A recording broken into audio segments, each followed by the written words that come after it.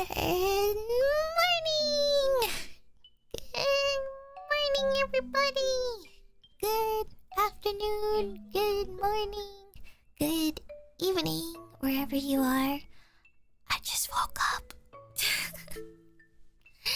Is my voice okay? No, because I was up really late last night. I mean, to be fair, it was New Year's Eve for me. So, for anyone who's like in the next day, yeah. It was my New Year's Eve yesterday. So I was up until, well, I think the party ended around 2 a.m. But, you know, I didn't really have like time for myself that day too. So I just kind of like laid in my bed for the next couple of hours. So yeah, it was tiring. I celebrated New Year's Eve with my family. Not all day actually. They didn't start to come until like evening, around 6 or 7. But gosh, kids take the energy out of me sometimes. Even if I'm not doing anything, I'm watching them. They're jumping around, running around, and they're just taking all the energy out of me, and I'm just so tired. And I have to listen to baby gibberish all day too. And I'm socially awkward, which makes it even 10 times worse. So, you can imagine. Also, thank you by the way. Thank you everyone. I know someone sent a super last night. Thank you Pinkerton for the Aka. Thank you so much. Thank you. And also me, thank you. And Iron Monkey as well, thank you. Desmond and Chunyao and Normal Size Phantom, Subdude, and Jackson, thanks for gifting. And Raisha, Happy New Year's! Thank you everybody. Thank you. Oh, wait, I just realized some of these were member messages. But yeah, I should probably make a good habit of doing so this year. Oh my gosh. But you know what, guys? It's okay, because I'm going to start this new year with a cold one. Wait. That was a little close. I almost thought it was going to explode. Oh gosh. That scared me. Give me 1 second.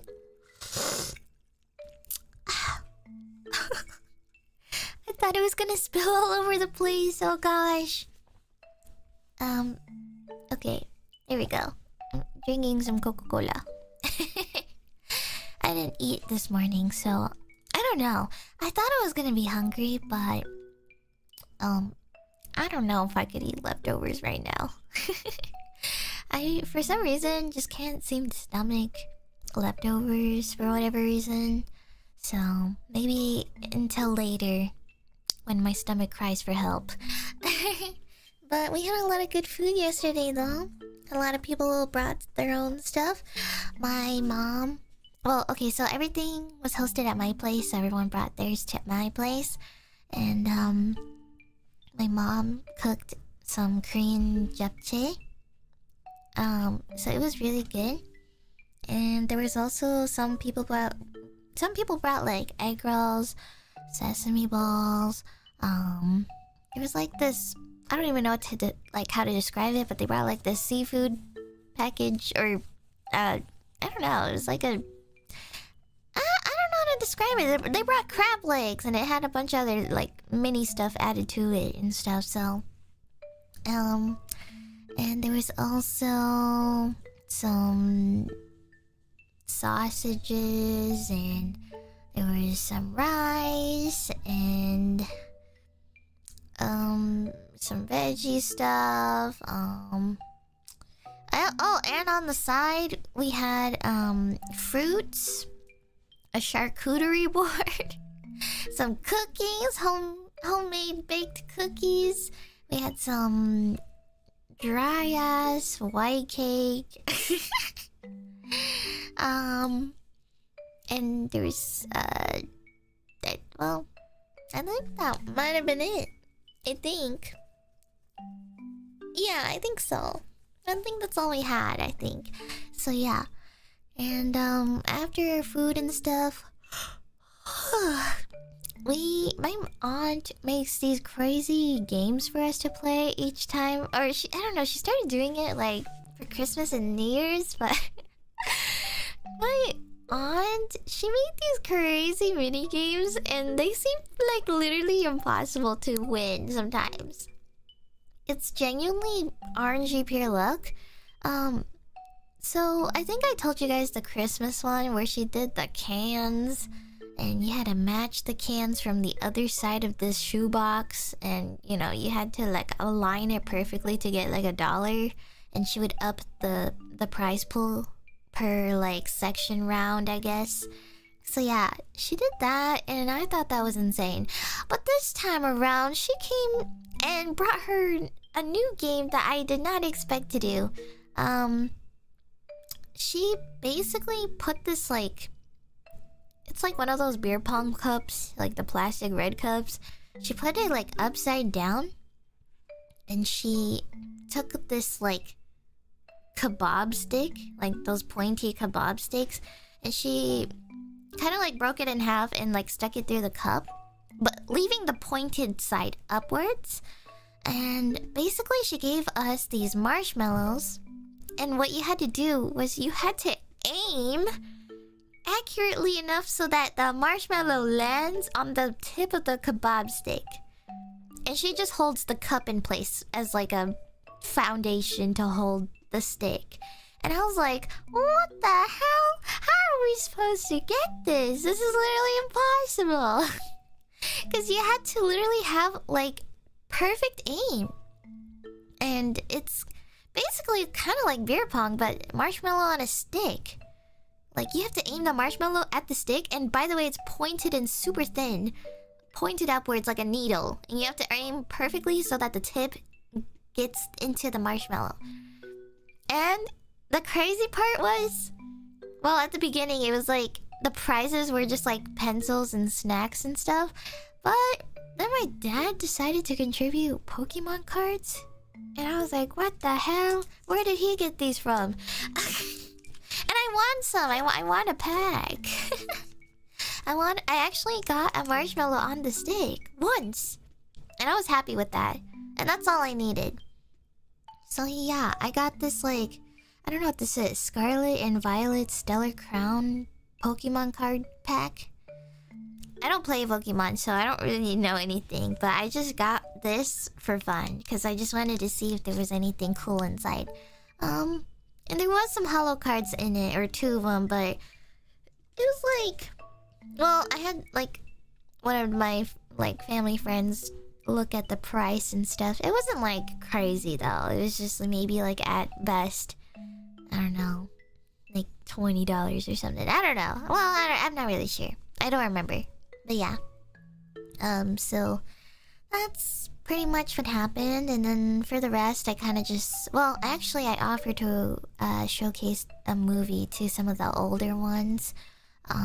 So we watched Wild Robot. I really liked that movie a lot. So I showed Wild Robot to the older ones because they've never seen it before. They really liked the movie a lot. So it was pretty fun. And you guys should watch it too if you've never watched it before. Wild Robot, it's actually pretty good. Like, it's kind of a trust the process moment, or trust the process movie, because at the beginning it's like pretty expected, and you sort of like can kind of predict a lot of things, or it's a little predictable at the first half of the movie, but it gets to a certain point where it does become unpredictable, and that's the part that made me so invested. Because at the first half I was like, okay, yeah, I kind of expect the robot situation and the taking care of a little baby duck, or goose, or whatever, little baby goose thing, and yeah, I feel like I know where this is going. But then, oh my gosh, it was crazy in the second half of the movie, so I think you should definitely watch it. The Wild Robot that came out last year, yeah, you should watch it. I would say it's pretty underrated, I think. I don't know. Or, I mean, I feel like a lot of you guys probably haven't seen it, so... yeah. It's really pretty, though. I think the graphics and everything, or like the art style and everything and stuff are really good, so... So, yeah. And I pretty much just, like, hung out with the family and stuff. There was this, like, little one. She's, like, maybe 4 or 5. She's, like, still baby gibberish talking most of it. And maybe saying 2 to 3 words that make sense. Occasionally. And, oh my god, she is so cute. She's so cute, guys. Oh my god, she's so freaking adorable, man. She comes to my house all the time, and she's so cute. She gives me baby fever so bad. Like, she gives me baby fever. She's so cute. And also, she's really pretty, like, natural pretty. Like, this baby is like... I don't even know how to explain it, guys. She's so pretty. And she's also, like... She's half and half white and Hmong. So I was like, whoa. And well, I mean, I wasn't surprised about that, but I was like, just shocked how the combination actually created such a beautiful baby.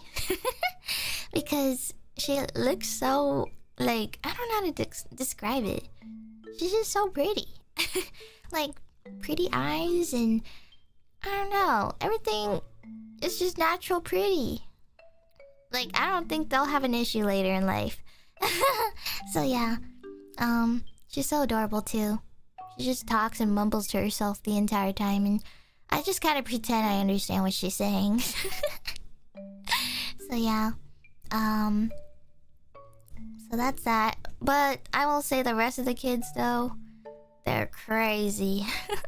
Except maybe the older ones. I've already talked. Oh, okay. When I mention the older ones, these older ones are like still younger than me, but they're like pretty grown up, like probably high school age, I think. I hope so. Yeah, I think so. These older ones are like in high school now, but to be honest, it kind of feels like I've only seen them when they were like kids, like elementary school and stuff. Like, they grow so fast, man. What the hell?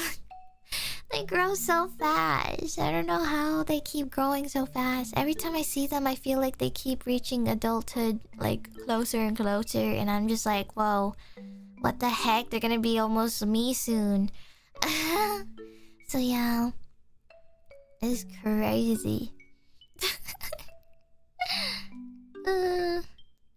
It's so weird when they start driving cars. Yeah, one of them does already, and I'm just like, damn, this person's ahead of me already. Yeah, and also, especially if it's like a guy relative too, for me personally, like when I'm like my younger, like nephews or cousins, it's always like the ones that were like squeakers too when they were a kid, but then all of a sudden they hit puberty and then they have the deepest voice ever, and I'm just like, who are you? What did you do to my innocent little cousin or nephew or whatever? Did I say nephew? I am not an aunt. Well, okay, it's kind of complicated because some of these like kids are like supposedly like my aunt and uncles, but I don't really see it that way, if that makes sense. Because technically they are, but they're younger than me, so it's like basically it kind of branches off of like my great aunt, my grandma's sister, and then my grandma's sister has kids, but then they have kids that are younger than me, you know? So it's kind of like, oh, technically they're aunts and uncles, but they're younger than me, so I kind of see them as more like cousins or little nephews and nieces, you know? If they're like really, really young. So, or I kind of just like don't even label them like that. I just kind of call them relatives. So, yeah. It happens with larger families, yeah. Especially my dad's side, because my dad has like 10 or 11 siblings. Sometimes I forget the number, but he has like majority like 9 sisters and a few brothers. So I'm like, god damn. Yeah, their family tree is really complicated. So, yeah. My dad has a niece who's the same age as them. Their son is the same age as me. Yeah, it's kind of like that. It's like, I don't know how to explain it, but I'm sure a lot of you guys understand though. So, yeah. So, what else happened? I'm trying to think. I mean, speaking of the little one, oh my gosh. Being adorable and all, but she kept holding these 2 things in her hands, and they're like the size of like an inch. It's like an inch little like toy prop. And she was holding one in each hand. One was like a pair of scissors, but it was like a plastic scissor all in one. It doesn't move or anything. It's just like a plastic prop toy, like just plastic. And she had scissors, and then she had a watermelon. And the whole day, the whole time she was there, she's been holding on to those 2 items the entire time. And even if she let go of it temporarily, she came back for it anyways. And I don't know why, but she was so obsessed with wanting to cut the watermelon with scissors. And I'm not really sure why. I don't know. It felt like a fidget toy, if anything, for her. So I don't know. She was really attached to it, and I always just saw it in her hand the entire day. She never let go of it. Like, she brought a stuffed plushie, but she never actually held on to it all day. She just held these 2 little props that mean nothing to each other. Like, they're so out of place for each other, and it just makes no sense. But she... I don't know. She's so goofy. So, yeah. Are all gachas, aside from HSR, basically dead for ya? Not counting PR stream stuff, and why if so? Well, technically the last thing I played was Zenless, and well, HSR and Infinity Nikki was probably the last thing I majorly rolled on. But I don't know. Well, it's not because I lost interest or anything. It's just really hard financially to play a lot of gacha games right now. So, yeah. It's just been financially tough to really play all those games now. So, which we'll talk about soon, because I wanted to talk about 2025 resolutions and stuff. So, yeah. I think I haven't really thought about this yet or had time to think about it, but I do gotta reflect on 2024, so okay. Well, Love in Deep Space? Oh god, no, guys, I can't. No! No, no, no! Why? You know, to be honest, I think I shouldn't. It's a bad idea. I don't even play it actually anymore, but it's for my own good. I actually just spoil myself through watching other people play it on YouTube or whatever. Some people have like the cutscenes all out there for me, so basically I don't play it on my own at that point. I just watch other people play it and stream it and show all the cutscenes that I don't have to roll for, so yeah, I think that's enough for me. Even if it's their own inserted character or whatever, I just pretend it's me. Yeah, and also it's all over my For You page now, because all I ever see is Love in Deep Space stuff, so I keep getting recommended a bunch of like video clips of it or funny glitch videos. I saw this one glitch video where basically it's Silas in the newest like banner set, and he's like trying to like kiss her and make out with her and stuff, but he's literally making out with the air. Like the girl's model basically disappeared, so, or it was invisible, and he was just like making out with the air, and it was really funny to watch. So yeah, I see stuff like that and it's really funny. It's either girls being super down bad for them or it's a funny clip of them. Or, you know, just like fan art and stuff, so. But yeah. So yeah, I think it's a bad idea for me to get back into that game. I gotta be extra careful now, so. And I'm trying to avoid any other future gotchas. Because, to be honest, if I want to get back into more, I'd rather just continue the ones I already have made progress on. Like, I thought about going back to Arknights or Blue Archive or Nikkei, but ooh, it's a lot of reading. It's a lot of commitment. Also, I think it's also very tough when you actually there's some gacha games where it actually matters what level and your stats are and everything too. Some gacha games are pretty easy when it comes to progressing in the story, and you can just, you can play with free to play and all that, and maybe you don't have to grind as much every day too. So yeah, I actually much prefer those now because I'm always so busy. But there's some games that require you to actually be up there, and I'm just like, nah, I'm good. Or you might actually need to roll for like certain characters to be good, so it sucks. And also, this is kind of preference based too, but I like brain dead gacha games like Blue Archive. I like games that just have auto. I'm not much into games that have to require you to like do open world much, unless it's like, well, Infinity Nikki is an exception because unfortunately that is just how it is, but I'm mostly playing it for the dress up portion of it and just like immersive gameplay, but exploration and stuff I could care less about. Wuthering Waves, I want to get into that game, but I think it's also kind of open world too, so I don't know. I think.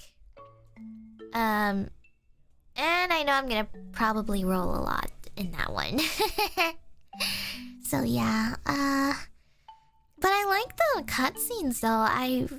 I've seen like a few cutscenes and they're so good. They're like movie quality, like style cutscenes, and it's so intense. So yeah, I've seen those a few times, and also I do like the character models a lot because they're quite unique compared to like some of the other ones who pretty much look very similar and stuff, I think recently, or well, within like the past couple of years, I think a lot of games have started to use very similar anime character models and stuff, so, I think this is where the competitiveness comes in, and it starts to all look the same, and gameplay mechanic wise too, so yeah. But as of right now, or at least for 2025, I think I should probably limit myself to just a couple that really matter to me a lot, and I would say at least my top 5. I don't know. Okay, so definitely Honkai Star Rail. I think I'll occasionally roll for one character I really want. Like, I think the Alicia character and maybe Kevin I want to roll for. But everyone else, I think I'm gonna try to look out for old Honkai characters. I think that's what I might focus on. Unless there's like some crazy world or region later down the line where it requires you to need an entirely different, like, I don't know, team comp. So it depends, but I think I'm pretty good. I think most of my teams that I have now, I think can pretty much be anything at this point. So so there's that. I know the new update's coming out pretty soon, so I'm pretty excited. And then what else? But yeah, I'm not gonna roll for every character anymore on Honkai Star Rail, I think. Well, okay. But the new Tingyun one... no, I shouldn't. No. No. I forgot that she's in the current banner. No, I have to save her, Alicia. I watched the trailer a little bit. So yeah, I'm excited. And maybe Kevin too. I'm not really sure. Depends what they have though. If it's like really not worth it though, then maybe I'll skip him. But I think Alicia for sure is a guarantee. Kevin, we'll see. I hope that they're in a team together, because that would be awesome. But I don't know if they're like still gonna be DPS, because Alicia, I don't know if they're gonna give her the same archery bow, or if they're gonna give Kevin the long... Or actually, I think I did see his sword. The long sword, I think. Which kind of looks like Judgment of Shamash, I think. I hope. I could be wrong. So yeah. Then there's also Zenless. That I am not really sure if I'm going to commit as well, too. Miyabi is pretty broken though, so I think I'm pretty good with her right now. I've actually been a little too OP. I just want to get her side... I want to get the side characters for her though. I'm just using like free-to-play side characters for Miyabi, but I don't have like the other ones that are maybe probably better. So I think it's okay though. I don't even have to switch much, to be honest, so but we'll see. And what else? Yeah, I think Honkai Star Rail, Honkai Impact 3rd. That's kind of like if something happens, I feel. If something happens, I might go back to it. And I don't know if I want to stream it or not. I think it's a lot of reading and catching up to do, so I don't know. I'm debating whether I should continue it or not. But part 1 was too good. I honestly feel like part 1 was way too good for me. And I feel like nothing can compare to part 1. You know? I don't know. I'm sure part 2 is great and all, but I don't think it can beat part 1 if I'm gonna be real. But I'm sure part 2 is great. I don't think it's bad or anything, but I think I just have way too much expectations. I have way too high expectations for part 2, so I think I'm just being very, very biased towards part 1. So, yeah. And what else? But maybe someday I'll continue it. Honkai Impact 3rd, Zenless, Infinity Nikki.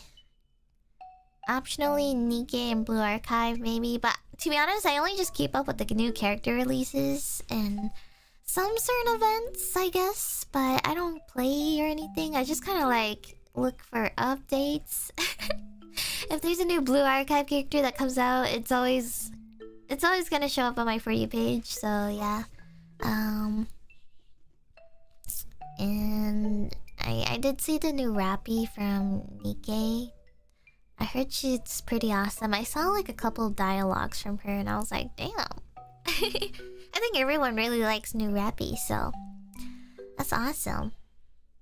Trying to think if there's any other ones. I mean, if I had a priority list, I think I would put gacha games like gacha games that have no voice acting towards the bottom of the list, probably, or like on a lower priority, because I like gacha games that actually have voice lines in it, because if I'm gonna commit to reading the story, I might as well just have someone read it to me. And it's kind of a bonus if it has English, because I'm too lazy to read subtitles. So Nikkei was like kind of a lifesaver for me. And also a couple other games too, so having it voiced is so much easier. And you know, to be honest, speaking of voice lines and stuff, there are some games where I'm like, why don't they have voice lines? Because they make so much money. You know what I mean? There's like some gacha games where I'm just like, why don't they just put voice acting? I feel like they would. They make so much bank that they could just, you know, pay their actors to like voice the whole entire thing. Cause that's how I feel with Blue Archive. Blue Archive makes bank. They make bank, but they don't put voice lines in their story. Except maybe like certain ones. There are certain parts or cutscenes that are voiced. Some parts do, but I think like Blue Archive could at least have everything voiced in JP. You know, JP voice acting. I would be down to go back to Blue Archive for that. That's the only reason why I don't play is because it's not voiced, and I don't like reading. I only got far to a certain point where I think I've at least remembered the beginning part, because in the anime adaptation, it's like I pretty much remembered a lot of the beginning parts of the story, so it followed pretty well through. So, but yeah, I don't know. Well, that's just my opinion, but maybe there are some reasons why they don't do it. So we'll see. We'll see. We'll see.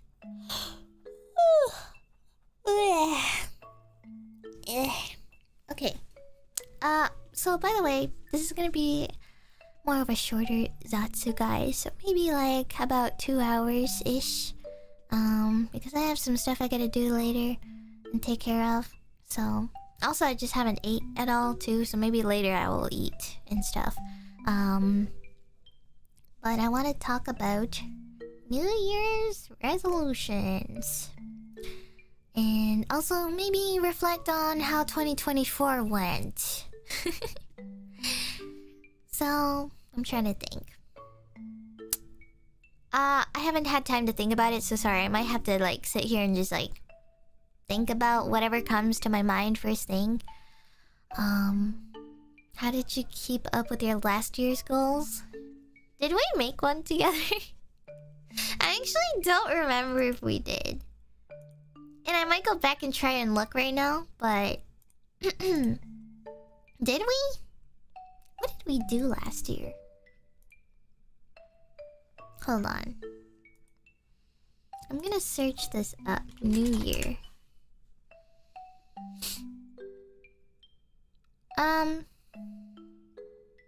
Wait. I see one for 2022. What about 2023? What did I do? What? I didn't? What did I do last year? Or did I do anything? What? Hold on, I'm scrolling down. I'm scrolling down 12 months.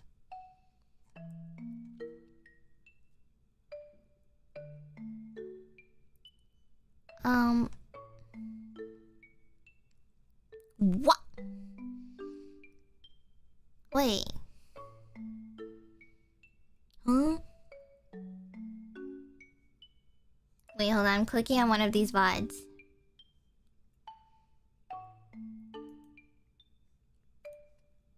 We had... Oh, hold on. I know a couple days later we played Chivalry. For the first time, I think. I think that's what happened. Hold on. I don't remember. What?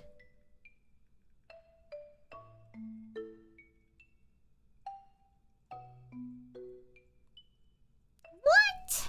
I didn't do anything? I guess I didn't. Doing business in Japan?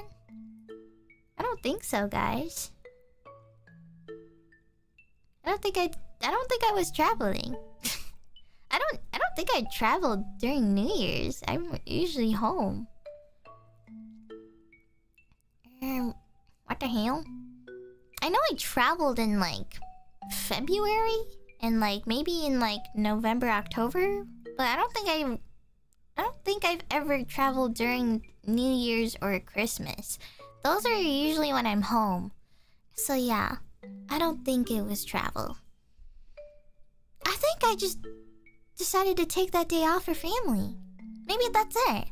Cause all I see are just Honkai Impact 3 videos. Holy shit. And this is like the end of part 1 too. What the hell? And I was playing Yakuza 3 and started Yakuza 4 right afterwards. That's crazy. Wow. And we watched Die Hard. Oh wait, and I did Mario Kart 8. I did Christmas Mario Kart 8 and Die Hard 1 through 3. Or 1 and 3, I think. Or 2. I don't know if we watched the second one together, but... Huh. Okay, well... That's funny. So then I didn't really make any resolutions. Maybe that's why 2024 sucked. Is this karma? Is this karma for not making resolutions for 2024? I think this is what I get. Because that was basically what I was gonna tell you guys. I was gonna say 2024 sucked. I'm not gonna lie, guys. I was trying to think of some positive things. I mean, there are some positive things that happened in 2024, but honestly, I think overall 2024 sucked. Yeah, it sucks so hard, guys, that I have to make and adjust my resolutions for this year. I don't know. 2024 was pretty rough. And especially for me, because I would say, for me personally, well, okay, I have 3, 4, 5. I have 5 categories that I'm going to probably make into a big category for this. So, okay, I have this text that I prepared. New Year's resolution. So, I think... Hold on, I'm just gonna copy and paste this. I think these are gonna be the big categories. I'm gonna probably make the font smaller because it's getting a little big. Okay. So I think these are the 5 categories I think are probably good enough for 2025. So, and I kind of ordered this from priority, I guess. Funny how health and wellness is at the bottom, but I think most importantly, this is what I think is the most important, I think. So, I think at the very top, I think the most important thing is family and friends. I'm trying to think what I would add to these. I think family and friends, I think it's kind of common. I don't have any specifics or anything for myself, but I think for 2025, the one thing I want to do is have better planning. Maybe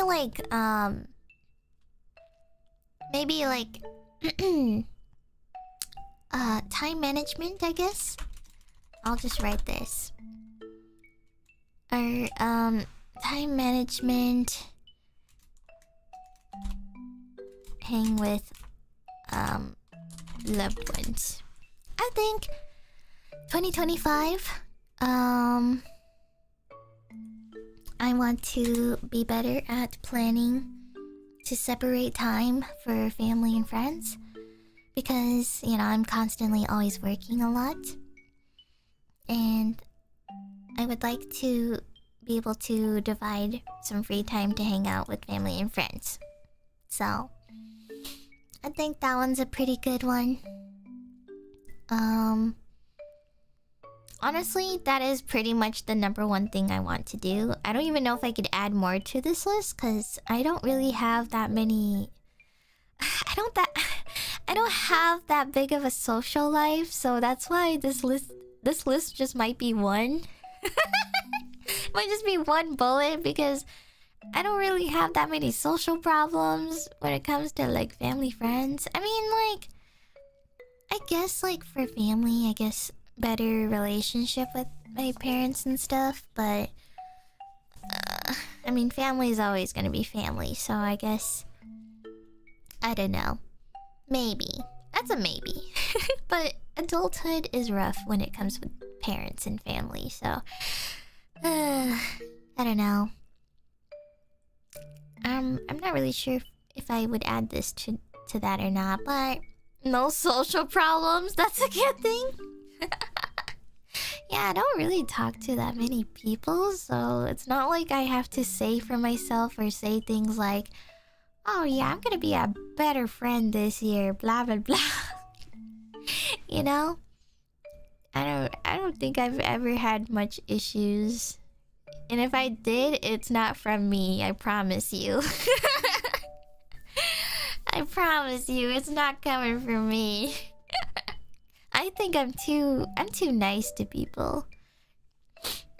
Even if I wanted to be mean, I don't think I'm capable to even like trigger anyone, if I'm gonna be honest. They might just laugh at me. So yeah, I don't think so. I don't really have that many issues. I think it mostly just comes from either other people or just a temporary misunderstanding, but I'm pretty, at least for me, when it comes to thinking about what my skills are or what I'm confident in myself, because I'm not a very confident person in general, but I think one thing I'm happy to have is being able to resolve things easy and stuff. So like, I feel like I know what to do and stuff, and I feel like what to expect and stuff. And I always try my best to give the benefit of the doubt all the time. So, you know, I think it's just much easier to handle that versus the opposite, so... So yeah, I think most important thing for me when it comes to family and friends is time management. Hopefully maybe like maybe once a week. Once a week, maybe? Maybe I should just add this. Hang with loved ones at least one time per week, maybe?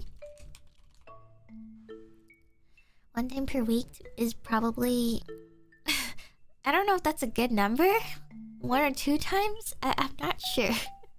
Because I work, or at least I put my schedules to be Monday through Saturdays for stream. And Sunday's my day off, but sometimes even then I don't spend my Sundays hanging out with them or stuff. I'm doing just like my own thing. So, I don't know. I think that's why I always just put 1 time per week, because it could be any of those days throughout the week. So, I don't know. Unless, well, I don't even know if I'm doing a good job of making a good resolution or not, because maybe the whole point is to say 2 times a week instead of just sticking to my usual routine. So, I don't know. Maybe 1 to 2 times a week. Let's just stick to that.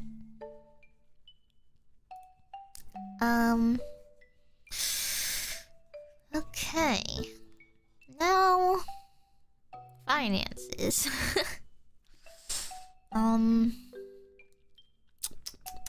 Where do I begin?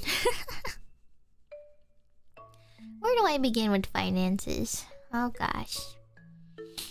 Well, we already talked about this one, guys, but I think we should limit ourselves. Gacha game limit. Okay, wait, hold on. Let me count how many. So we had Honkai Star Rail, Infinity Nikki, Honkai Impact 3rd, but I don't actually roll on that. I don't roll on that anymore, so I'm gonna put my finger down. I'm trying to think what else. You know what? I think 2 to 3 games. 2 to 3 games that I really like, that I can consistently probably roll on banners. I think 2 to 3 games is enough. And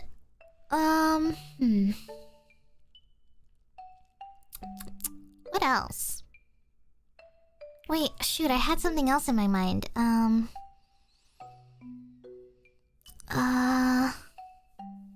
Gosh. Oh yeah. I think you guys mentioned it. Free to play. Free to play. I think we need to utilize free to play. Which actually I've been kind of using with Zenless. Zenless, it's kind of like you don't really need to gacha, so it's kind of easy. And I have Miyabi anyway, so thanks, sponsor. So yeah, free to play. Maybe I should shorten this actually. Free to play. Yeah. Gacha game limit to 3 games. Free to play. And I think for sure monthly budgeting I think is yes. Monthly budgeting is important, which I actually I've been working on one actually for a long time. It's very, very organized, and I have like a Google sheet that basically calculates my monthly expenses, and I also have annual expenses for business expenses and stuff. And I also have a section where it calculates all of my income, and yeah, I have a lot going on with that. And that also is very important for taxes, which I think I would say bullet number 3 is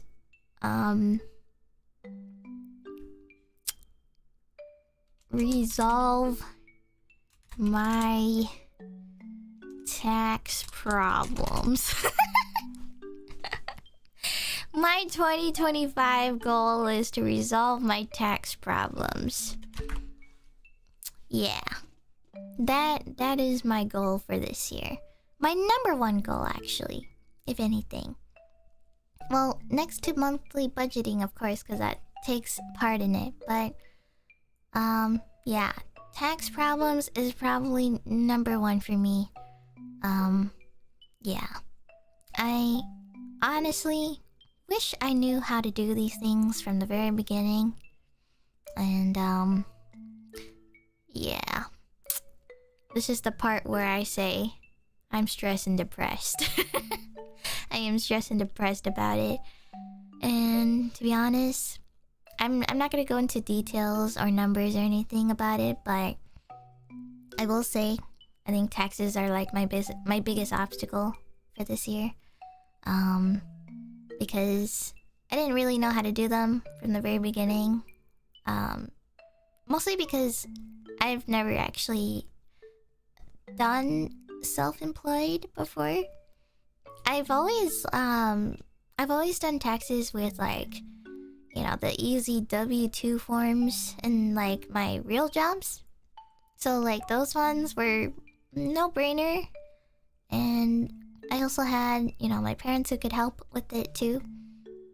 But I think that was kind of the issue where I got into this and I didn't really know how to do my taxes for this. And you know, after a long time, and after finally figuring out where this categorizes itself, because you know, VTubing is like, I didn't know what that was labeled as. I'm gonna be honest. Let's be real. VTubing is like a new entity that I didn't know how it fits into the tax world. So, you know, after a few years, it's like, oh shit. Well, now I finally figured out where this goes. And now I gotta figure out. I gotta figure out what to do. So, yeah. But I've been working on it the past, I would say half year. I think I've been working on it, and stuff like that since half a year ago. But I mean, things are still just like in preparation stage of trying to figure out things. But yeah, I do work with the CPA now. But honestly, I've had like a couple weird experiences, so that's why things were kind of like a little slow, but I'm working on it. But I think things are gonna pick up a little later because I do need to file for 2024 soon, and I think having that filed in will greatly benefit something. So we'll see how it goes. But yeah, it's just really complicated, and I just wish I had someone to help me from the start. That's like one thing I regret. But you know, to be fair, I was pretty young when I started this whole thing, because I've been here for almost like what, four years, and I started at a pretty young age when I still didn't really know much about taxes or finances or anything. So yeah, and now after figuring out how that works this year, it's like it sucks ass. These numbers stress me out, guys. I'm not gonna lie, these numbers stress me out. That's why I cut off a bunch of gacha games, and I'm not really commissioning much anymore. I only do so if it's really important or really necessary, so it's just been tough. But I finally have a graph, or I have like a data sheet of all of the things I have and things I need for business and stuff, so I've been doing that and just focusing on what needs to be used, so for this and everything. So yep, it's your pain. So I think 2025, I hope things will become better. And yeah, it's just a complicated situation. I think it might have been I wish I had experience, you know, but it's okay. This is all part of being an adult and stuff. So, you know, I just gotta work hard, honestly. I think the one thing that will definitely benefit me from all of this is working hard and stuff like that. So yeah, working hard is what I can do and the best that I can to fix things. But also, this is kind of like the depressing part that comes in because I feel so behind. You know what I mean? Like all of these problems, I feel so behind, and I feel like a lot of these things are preventing me from doing things I should be doing. Like saving money, I think, is one thing that is kind of complicated because I want to save money, but at the same time, I'm trying to get rid of these problems ASAP, you know? I think that's like the biggest issue for me, is saving money, but then all of these like issues need to be dealt with like ASAP. So I'm just kind of like, it's really hard to think about saving when I kind of just need to earn my money and then just give it away immediately, you know? So that nothing comes back at me, like penalty-wise, or, you know, I gotta pay everything off. So it's tough. So, and also I have things in life I want to do, you know? And it's not like, well, yeah, I basically don't want to have to deal with, how do I put it? It's the fear of being 30 and still living with your parents vibe. You know what I mean? It's the scary feeling of you're stuck with your parents till you're 30. Like, feeling. And I'm afraid of that. I'm afraid of that. Because I feel so behind. And I don't know. Am I behind, or am I taking things slowly at a good pace, or And it kind of sucks because if you also have like really strict parents and they're like half disappointed in you most of the time, it kind of sucks. So it also comes or contributes to that depression because they're like, what's your plan? What are you gonna do? And then they like make you feel like crap afterwards. So it's tough. Why though? In my country, you're pretty much stuck living with your parents anyway. Yeah, especially, I would say especially for girls, you know? In my culture, the parents want the girl to stay and live with them so they can take care of them. And, I don't want to follow that. I don't really want to follow that old tradition in my culture. There's a word for it, and I don't remember what it is, but I remember my cousin. My cousin, she cried to me about it years ago. She ran away from her home, actually. She ran away from my uncle.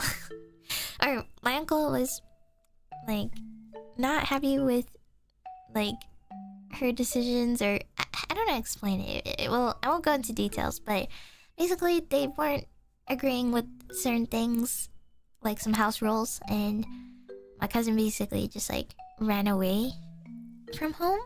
But like they were able to do so financially. I think they had enough money to do that, and you know, at the moment I've been seeing them do fine on their own, so it doesn't seem horrible. But I mean, it probably was a horrible experience for them, but you know, I remember one time they like cried to me because they were like, I don't wanna end up living with my parents and having to take care of them forever, and you know, I have dreams and goals in life I want to do, and I don't want them to like keep me here forever, which is kind of like sometimes every Hmong girl's problem. I don't know how to explain it. In my culture, it's just kind of like that, so I'm just like, oh, I don't want that. I also want to do things on my own, and like, I don't know yet. Wherever life takes me, I guess. So I don't know. And I feel very I'm not really sure what I want to do in life too. I think that's also the hardest part. So that's why things are just really slow. If I knew exactly what I wanted and I knew I was good at it, I feel like things would speed up quicker. But at the moment, I don't know what I'm good at. I don't know what I'm capable of. And I don't know what I want to do. And I feel so committed to this VTubing thing. And there may or may not be opportunities like in the near future where I could actually like, I don't know, maybe I can get like a work visa. Well, this is something I tentatively thought of, guys, but potentially maybe I was thinking of going the route of getting a work visa and moving internationally and committing to this VTubing thing. To Japan? Yeah. I thought of, well, I think it is 80% what I want to do. At least temporary. I don't know if it's gonna be long term, but I think a short term thing would be nice. I think it would be really nice to do a fun experience, and I don't know, I like the living style there a lot. I think the food there is also better. Like, it's healthier, and I think it would be really good. I don't know.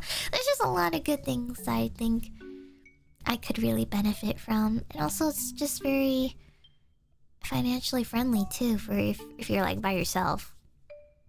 If you're living by yourself, I feel like it's kind of financially perfect for some people, because if you're not, you know, or I feel like a lot of the konbinis and stuff, they're pretty convenient and very cheap sometimes. So, but you know, there are still some cons to it too and everything. So, you know, it's not really like, I'm not saying it's like ideal or anything. There's also some pros and cons to it. So, that's why I'm like, do the pros outweigh the cons? Maybe. So yeah, my JP skills would become Jozu. Yeah, honestly, I think my Japanese has gotten way better overall from just this job. Like, I think my 4 years in high school taking Japanese. Well, okay, I think the 4 years in Japanese in high school that I took, I think that covered the basics at least. It covered some of the basics, but now actual speaking skills and some more complex sentences and wordings and grammar and stuff are really dependent on speaking skills. So I think I got to experience that with this job a lot, especially when I traveled over there a few times already and having to navigate around alone sometimes and be in certain situations. So yeah, I think yeah.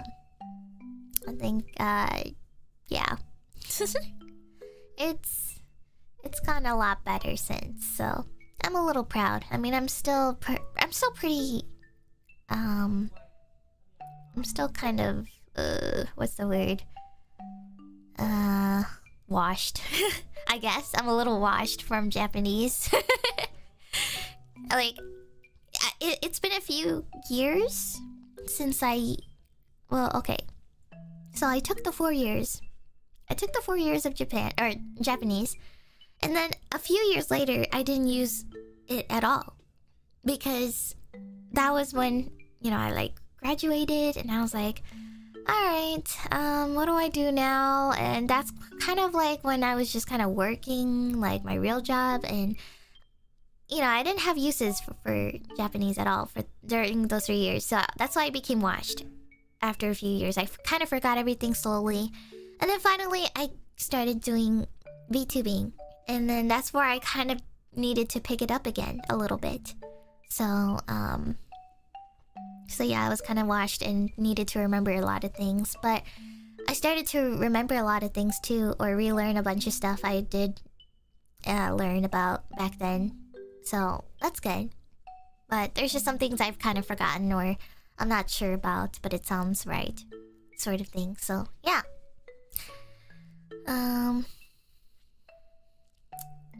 And oh, by the way, thank you Shiki earlier, and also thank you Shanry for your super. Thank you. Oh, gacha pulls done on stream can be counted as business expense, I think. Yeah, I did. I wrote those down. You don't want to know how much pain I went through for those ones, because those were spread all over. And some of them I didn't really count because I felt like it was personal, or I couldn't even track some of them because I started finally putting them onto like a certain credit card though, so thank God. But there were some gacha games I did not include because some of it was some of it was off stream and some of it was on stream, so it was a little complicated. So I kind of just made my own rule about it, basically. So yeah, I think Honkai and Genshin were like the main ones for sure, but I think like the off-stream stuff or like Nikkei or Blue Archive and stuff like that, I kind of didn't count those ones. So yeah. And also thank you Shanry. I can't stay too long, but I also want to fix my finances in 2025, so we got this. Take your time. There's no rush. I'll do my best. I'll take my time. I mean, I want to take my time, but at the same time, my brain feels so rushed thinking about all of this, so yeah. Well, we'll figure it out, guys. But I think finances is like a big category, so I think monthly budgeting will help a lot. And resolving my tax problems will go through my CPA. And also, what else? I do want to be better at saving money though, so I guess overall, like into like a savings account, which I have. So I don't know. Well, actually, I wonder if work. Hold on. My next category is work, but I feel like it can also kind of contribute to finances as well.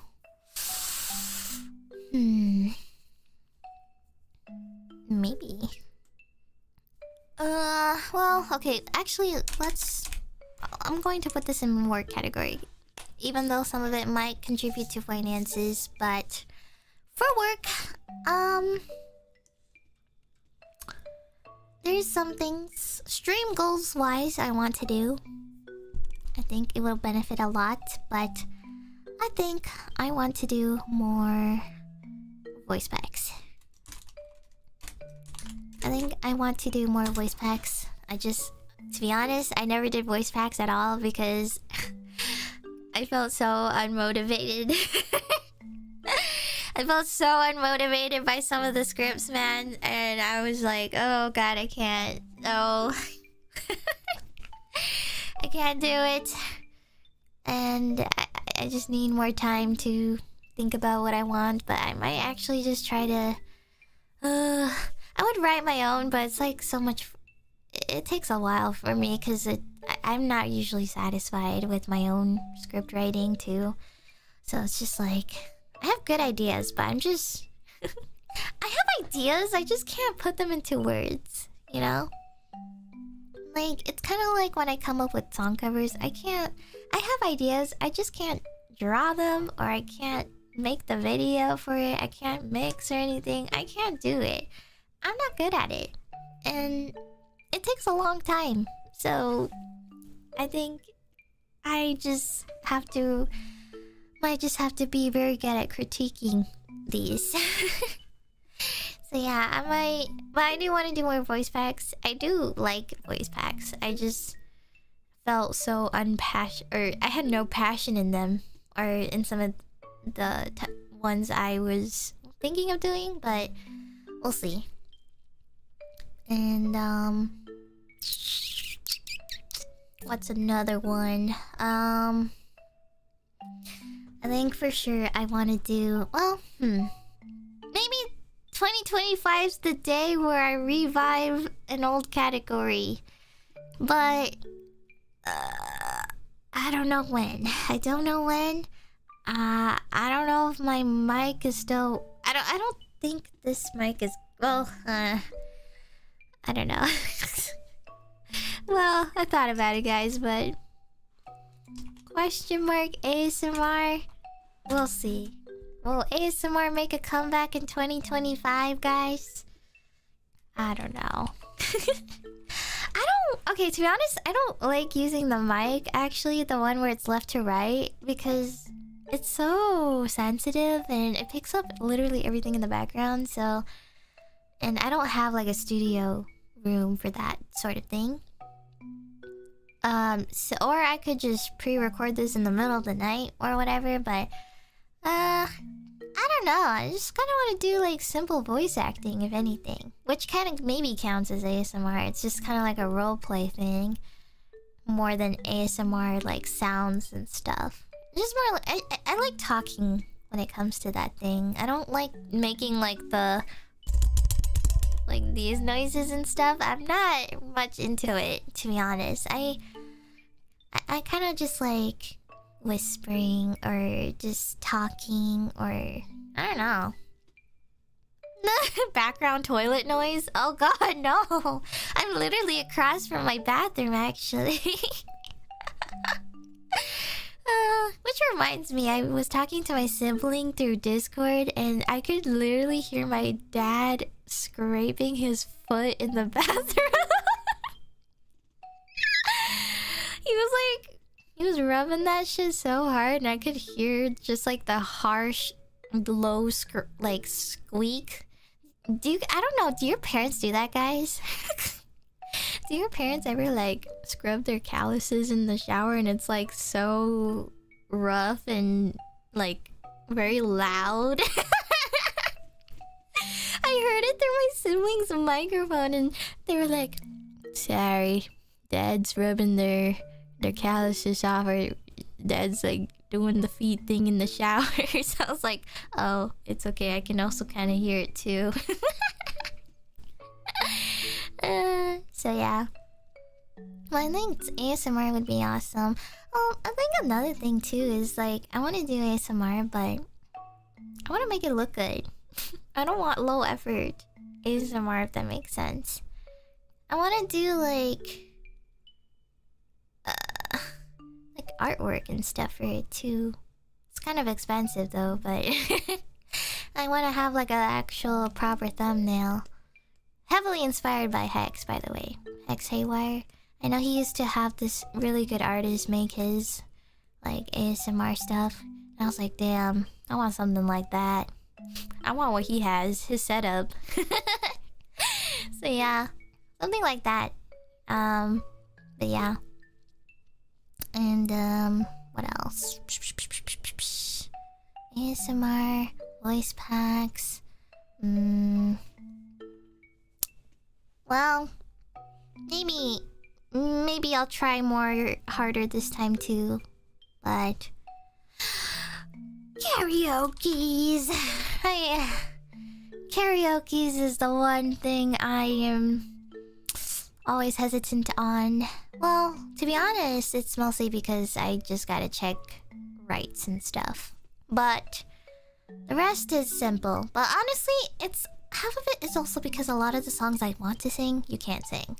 So that's also kind of the main reason why karaoke doesn't happen as often. I just don't know that many songs, but the songs I do know just happen to not be the singable ones on stream. So yeah, even the unarchived ones too. So I could also rebroadcast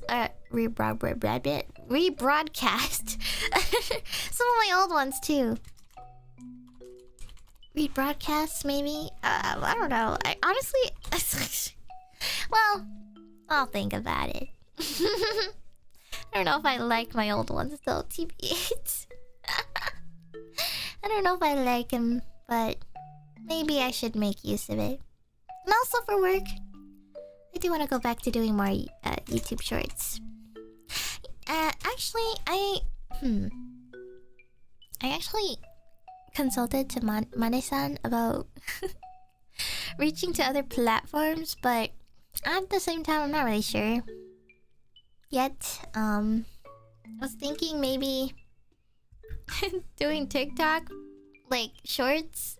It's basically like YouTube shorts, but just uploading it on TikTok. But oh, actually, there was another thing I had in mind, but it's a little pricey, maybe, unless I just do it myself. But YouTube shorts or covers. YouTube short covers. So instead of just singing the whole song, I'll just sing like a minute or a minute and a half of it instead. Like, you know? I actually felt very heavily inspired by Zali. I know Zali does or has a couple YouTube short ones, and Marinine as well. She has like short dance covers and stuff, but I think singing cover shorts would be awesome to do. And I think it would be really nice.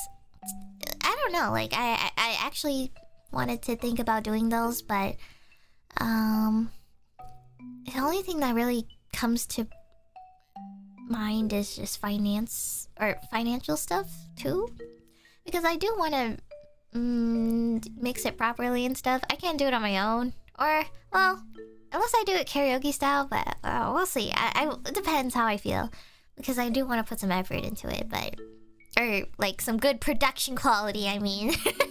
I don't want it to just be very laid back, but we'll see. Maybe some songs, I don't know.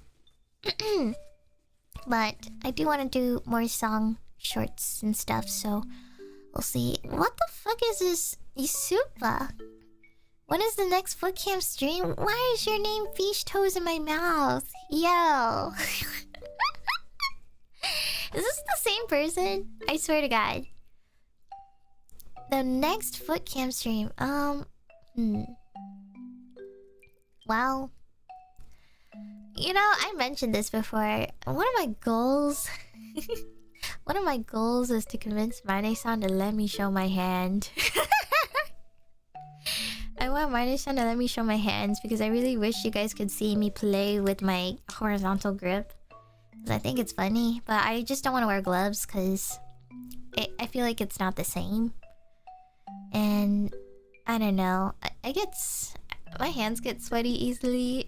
This is kind of embarrassing to say or admit to, but my hands get very easily sweaty. But that's just because I'm gaming so hard and I'm so locked in every single time. And so I start to like get hand sweat a lot.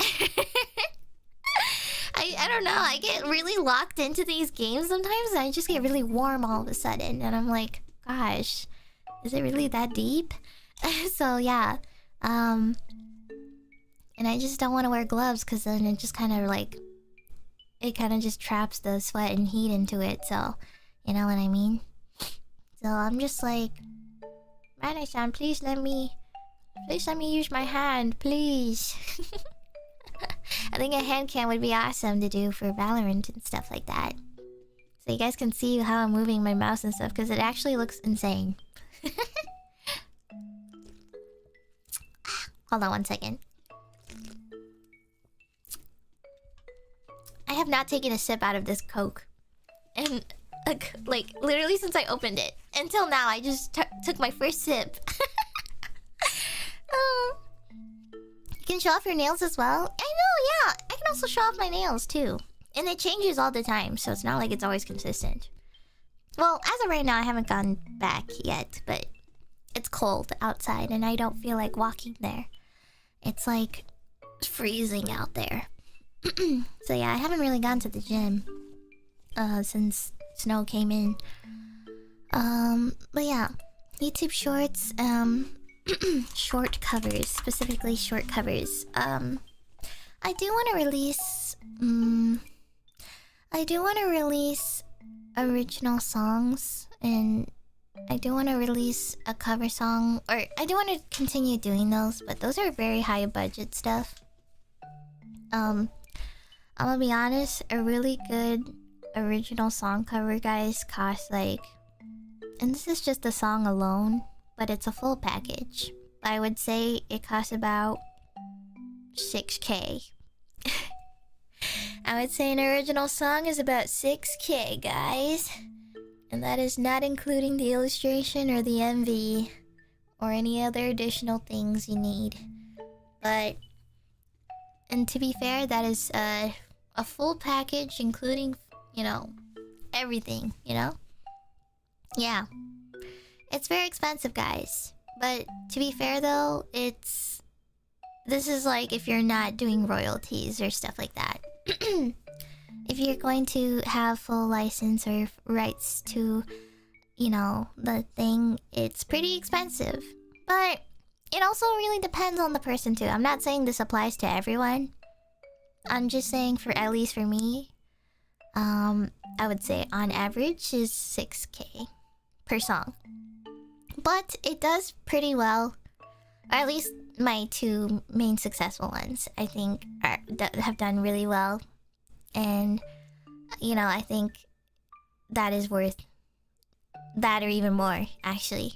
Because, like, it really depends. Like, it depends on the person you work with and stuff. And, like, the quality and, you know. It's just you have to take account into everything.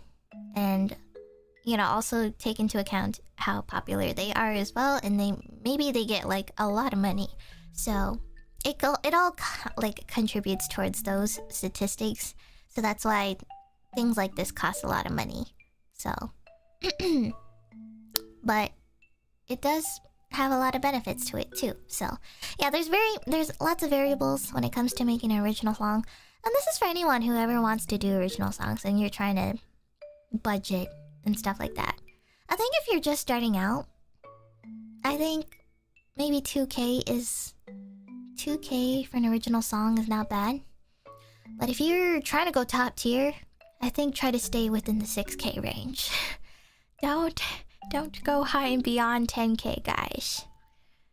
That is way too much. And also, and if you are going for that much, just make sure you take into account all variables, everyone.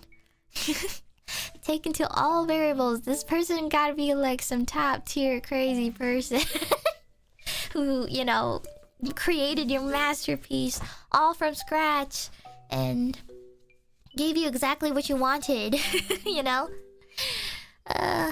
So yeah.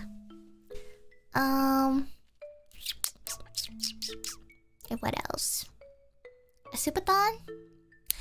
Oh, you know, I thought about that. Actually, I don't know because so YouTube has like the new Supa goal thing, but I don't know if we're allowed to use it yet, or at least we don't know what the rules are for it. So I don't know yet. That's something I will need to bug NIJISANJI about. So we'll see. I think that would be awesome to do though. Yeah, actually, why don't I just write that down so I don't forget? Supathons? Supathons. Also, I do want to make sure, I do want to be consistent with this goal as well. I've been pretty consistent with it, but I still want to at least commit to it all the way through the year. I still want to do at least a member stream like every other week. I guess bi-weekly is the word. Like twice a month, or I think that's like every other week per month. Bi-weekly member streams. Yeah, fortnightly? What the hell is fortnightly? Is that a real word? I thought you said Fortnite. And also, bi-weekly member streams, but I also want to do more games and Zatsus. I usually do movie watch-alongs because that's just, I don't know, I feel like it feels personal when it comes to movie watch-alongs. I like watching movies with you guys. I don't know why. I just like to nerd about it, okay? I like nerding or brain rotting about certain things. So I feel like doing movie watch-alongs through members is so nice for me sometimes because I just like to brain rot. I like to brain rot and feel comfortable in my own space. So I really enjoy, like, for example, Transformers. We were watching the 1980s version of the movie, and oh my god, that was so fun! That was so freaking fun, guys. I enjoyed that so much. And I want to do more stuff like that. So, yeah. Watch-alongs are like my favorite thing to do. So, yeah. But I do want to do games and stuff. It's just that some games you're not really able to do it through members, or, you know, you can't have it behind a paywall, basically. So it's a little tougher to do those ones sometimes, but I'll do my research, because I can still for some, but I have to figure it out and stuff. I know crab game is like one of the easiest things to do, so yeah. More group games. I also just want to play games that allow more players too, because I don't like having it be limited to just like 8 players or whatever. I want to do like big 30, 60 player stuff like Fall Guys and whatnot. So yeah. Ooh, you know what would be also fun? Final Fantasy 14. Getting back into it and playing with you guys on stream. Though I might make that one a public one though. I think doing a public FF14 stream would be fun to do again. I do want to go back into the game, but I think everyone's just so busy and not thinking of the game right now, so one day. I do want to play again though. I should do... I wonder if there's any like grades I'm missing, because maybe I can ask for your guys' help with that. Oh god. No! Ah, damn it, no. I don't about the raids though. I think I have to finish MSQ. But I don't want to go through that again. No, I don't want to go through that, guys, again. I'm okay. I think I'm good. I think after contributing like many hours into Dawn Trail, I think I wanted to literally blow my brains out, guys, after that. Why did they put 15 wind currents in each map? It's so stupid. 15 wind currents so you can fly in the map, and also it's the gigantic maps for no reason. The maps are big for what? It sucks. Can't you pay to skip those? You can only skip those if you can skip the entire expansion pack. But if you're wanting to complete the latest one, you can't skip those. You have to actually play the whole entire thing, basically. Because you can't unlock maps until you do MSQ, basically. Or, well, yeah, I think so. I don't know. I'm not really sure.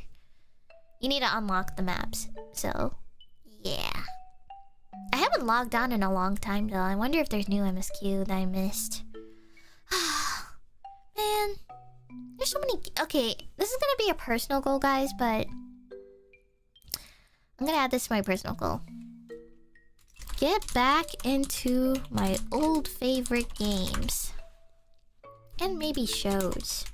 I haven't watched anime in like a long time. I barely just watched Beastars Season 2 like the other week.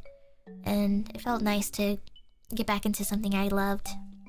But yeah, personal goals. I want to get back into my old games that I really love playing, like Final Fantasy XIV. Those are games that I genuinely hard committed to, and I didn't see myself ever getting off of those games.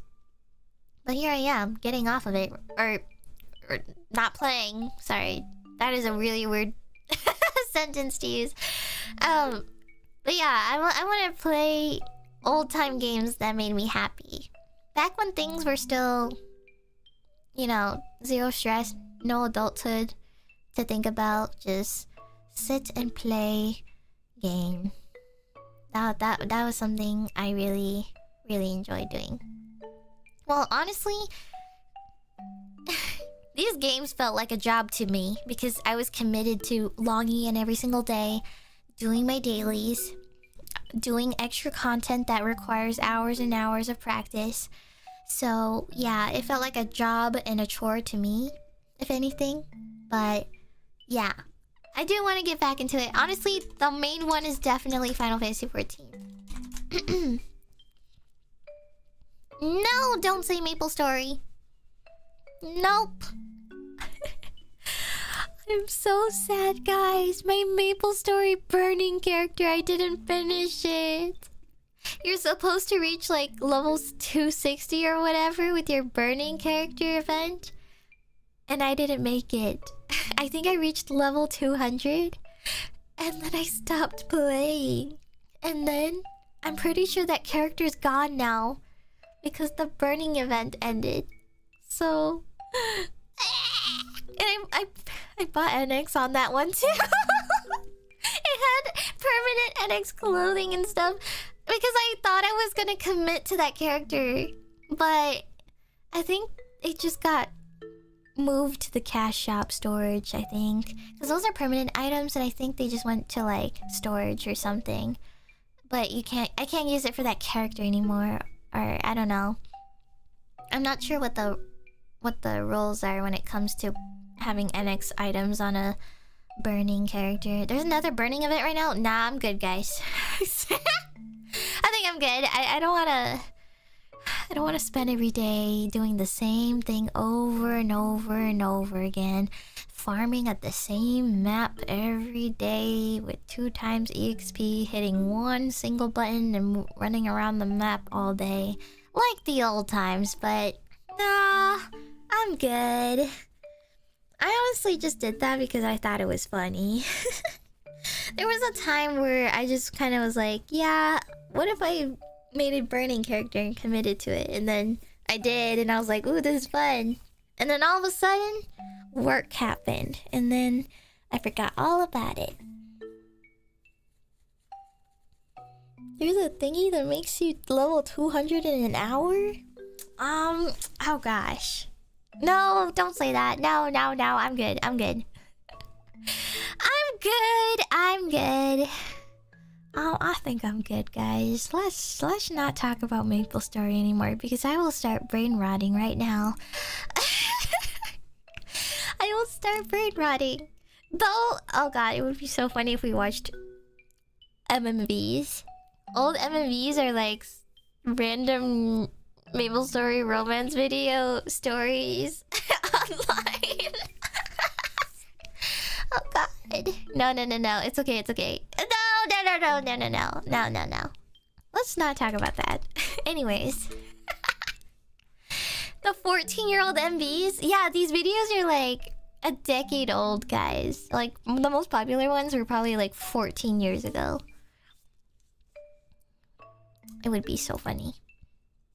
And that person who made that video 14 years ago probably is living their life right now and has no idea that a certain VTuber is talking about their videos. 14 years later. God. Okay, so bi-weekly member streams, games and Zatsus, more focused if I can.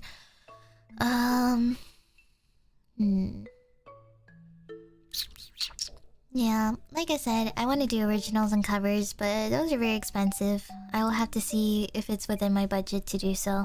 I think the worst case I can do is covers, but we'll see. Originals are pretty tough. I was actually able to do those ones back then, because I actually was doing pretty well. I was doing pretty well in 2023, guys. 2022 and 2023 was probably like the best years for me. Financially. But this past year, 2024, has really gone down by like half. So now I just gotta be extra uber better at planning things better. So and I gotta work harder as well. It's just been pretty rough. But okay, what else? I have a lot of work ones, but oh, actually, for work, I want to do something. I want to host something. I don't know what it will be, but I want to host something or organize big event. You know, on the lines of something like Tekken 8 tournament or NIJISANJI. You know, I want to do stuff like that. Or, you know, at least something that feels close enough to it. Actually, there was this one project I had, but it's very tentative, but very expensive. But I really want to do... One of my dream goals is to do a Honkai Impact 3rd concert and have a lot of people sing in it. Whether it's duets or trios or solos or group, I think that would be a dream goal to have. I already had a tentative plan for it too, or like an ideas sheet for it, but I don't know if that'll happen this year, but you know, I just want to do something cool like that. And actually, speaking of like karaoke's and stuff, earlier I wanted to do this one thing. It's inspired by someone who's not with us anymore, but I really liked when we did the sorry, my throat. I liked when we did the karaoke song guessing game. And I wanted to bring that back actually, because I thought that was like a really fun stream, and I want to host one because I don't want to be the one singing. I actually think I would much prefer to just be the host of anything. So And you know what'd be funny too? If we didn't do English, it would be awesome if we did like a JP one too. Oh, that one's a little harder though, cause I don't really have any like instrument. I've been using Karafun for the 8N songs, but I don't really know one for JP, or if I have access to one, maybe. Or maybe if I did one, like, I don't know. If I did like damn karaoke, maybe. I don't know yet, but I think it would be so fun to just gather a bunch of really popular songs that everyone knows and see if they can guess, you know, singing and guessing the song. So like the instrumental will play and then they have to guess when the song starts, and they have to start singing whenever they think it starts, and they need to know the lyrics. So yeah, I think it would be really fun, and also doing a JP version of it would be so funny too, and doing it with people who can speak Japanese, and just knowing how well they remember lyrics to certain songs.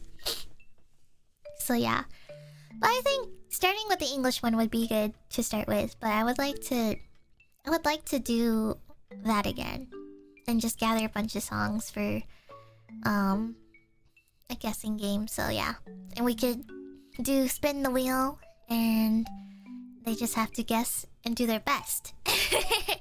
So yeah, I do want to bring that back because I thought that was really fun, and I don't know if anyone else in the end is ever planning to do that idea.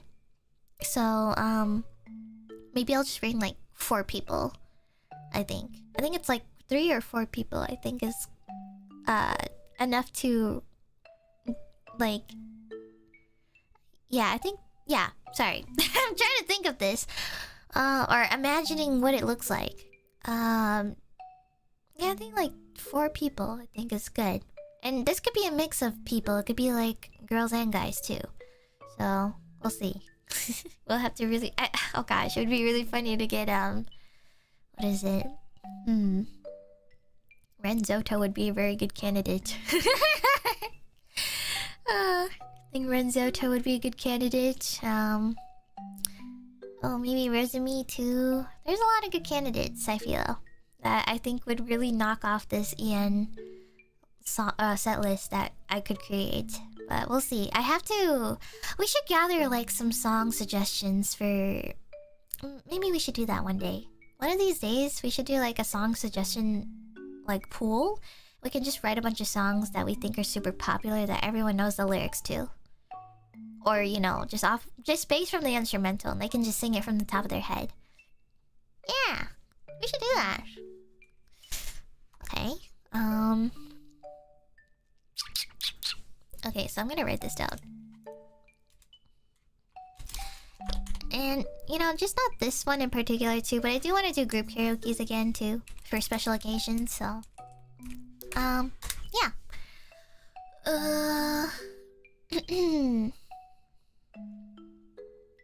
What else? What else?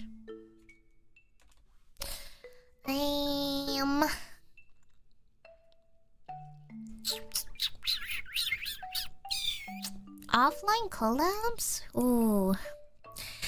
I do want to do offline collabs, but man, I don't live near anyone. I don't live by anyone, guys. I am by myself. So I have to travel for that. It's not really like easy for me to do so because I just don't live near anyone. It sucks. I don't know anyone. I am by myself, guys. I have to literally travel for that. But I do want to do those offline collabs. Well, maybe maybe one of these.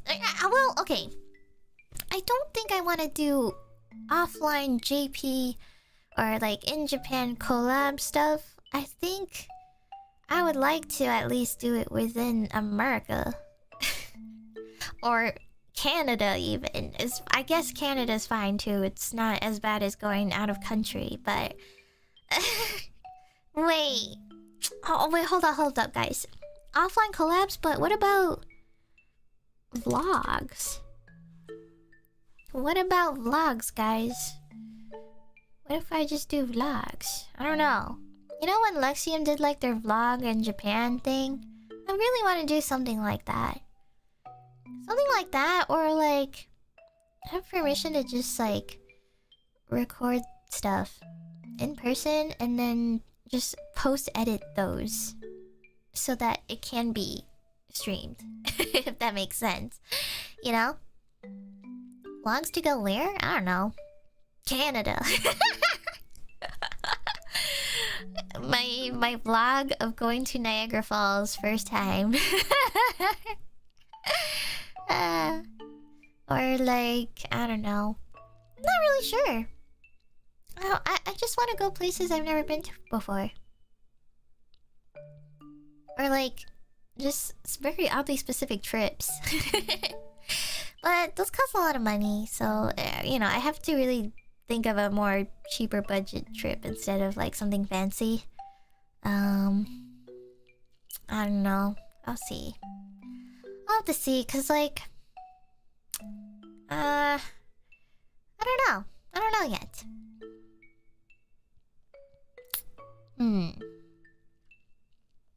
Akihabara Deer Park? Man, that would be fun. It's so crowded over there though.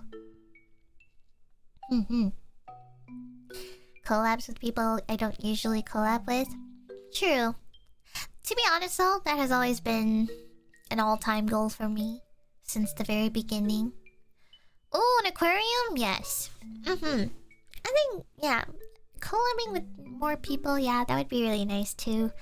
I also want to do more non-Niji collabs too. I'm just very shy. But I think I made progress already with Hazumi. Hazumi is a delight to collab with. So I think I already kind of had a head start with that one right before. So yeah, I think it would be really nice to do more collabs and stuff. I think a lot of people are just very shy when it comes to collabs. Like, I'm gonna be real, guys. 90% of the time in EN, it's mostly probably because we're just shy. I think especially with like the girls. I think girls are just in general very shy when it comes to collabs and stuff. So they just are more comfortable with like who they already talk to on the daily and stuff. So it makes sense. I think it makes sense. Like for me, my comfort collab people are just people who play the same games as me. So like Valorant or League or like those ones are quite easy for me to do collabs with. But when it comes to like organizing like a totally different game from those or like something else, it can be a little, well, for me personally, I just ask whoever wants to. So I don't even like reach out to people. I actually just like at everyone and then just say, hey, whoever's free on this day, who wants to join? Blah blah blah. And then people can just sign up if they want to. So that's kind of how I've always been doing collabs. I actually don't really pick people. I never really pick people unless it really specifies or needs it to be that. Like, duo collabs are probably like...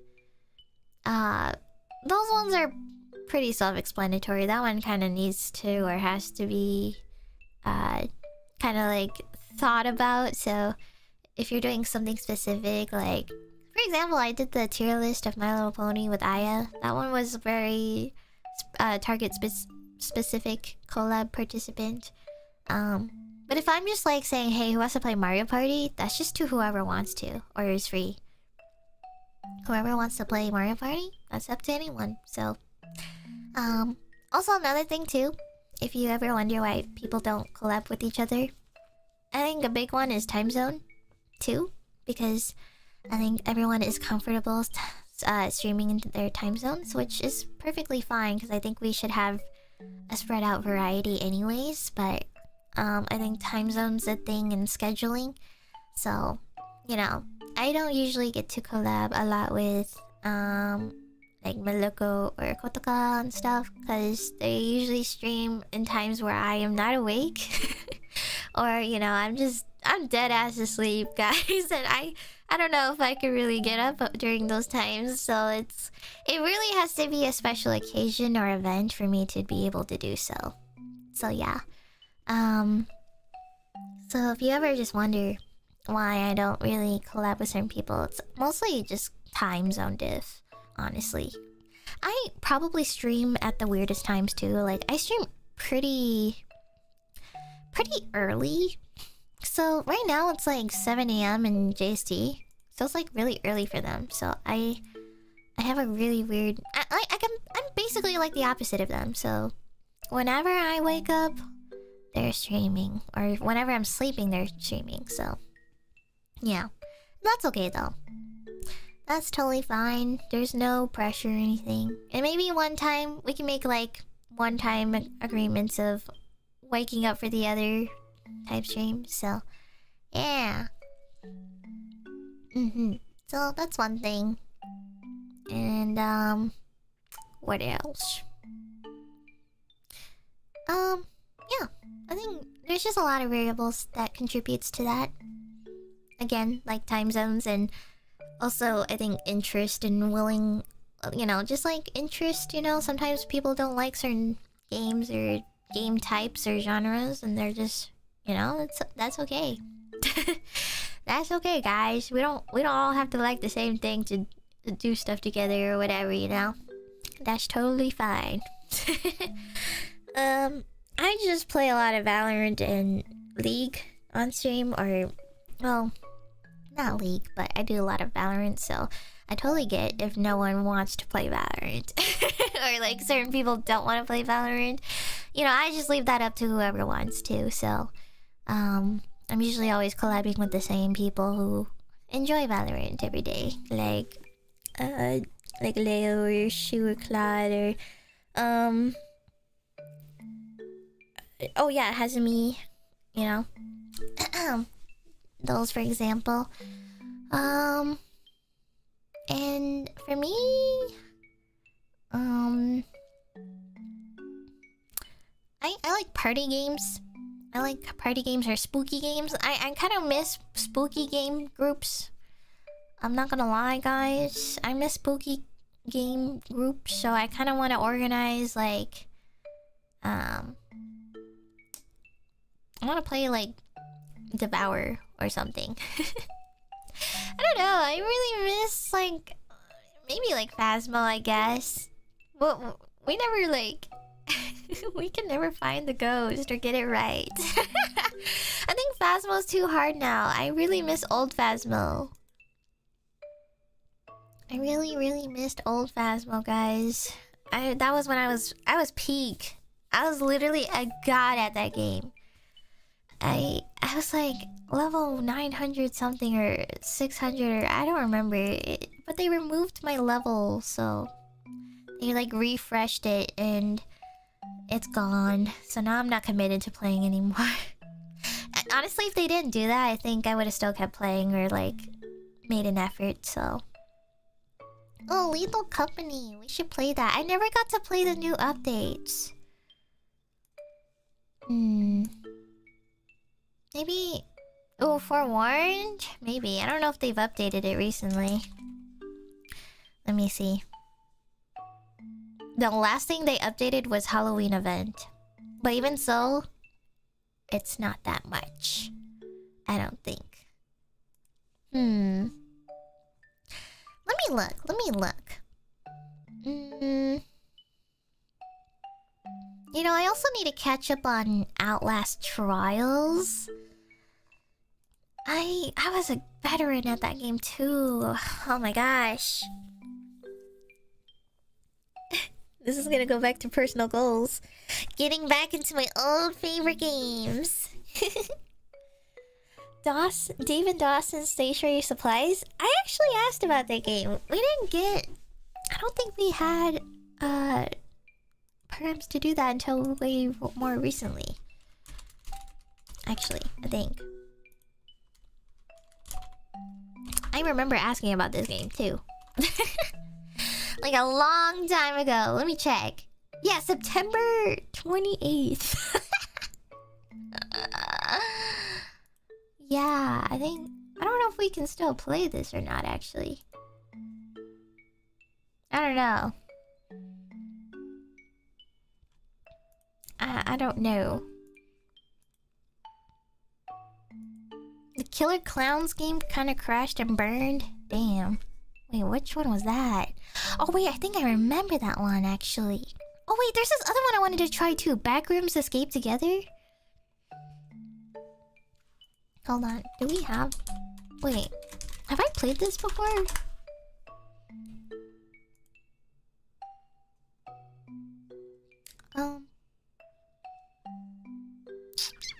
Oh no, I don't think we can. I don't think anyone has. Willie's mic kept cutting off.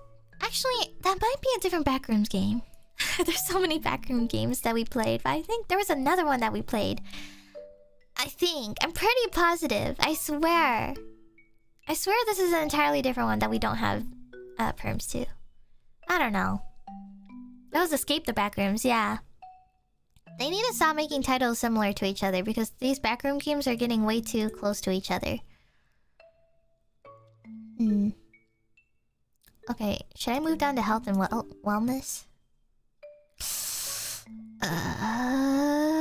Okay, so health and wellness. So, as soon as spring... As soon as the snow clears up and it gets warmer, I think I will return to going back to my 3 times a week gym. I think my 3 times a week gym is pretty... Well, it was pretty consistent, and I think it was good for me at least, because, well, I don't know if I could commit to doing 5 times a week, because, honestly, that's just asking for a lot of soreness, but also, I gotta, like, have some free time in between to, like, do other things that are important, like work and stuff. I sometimes need to record before I start stream sometimes, so I kind of need those, like, 3 days during the week to, like, do those things or work on anything during those. Or even just do pre-stream preparations and stuff, depending on what it is, but, I think 3 times a week is good enough for me. I'm not really an overachiever when it comes to, like, the gym and stuff. I'm not, like, trying to be ripped or anything. I just kind of want to, like, have some fitness activity in my life, so... So yeah, 3 times a week gym. Actually, I could just open my phone right now. 1 second.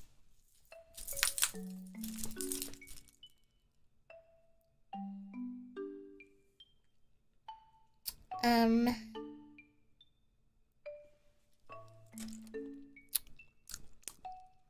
gonna look at my walking steps.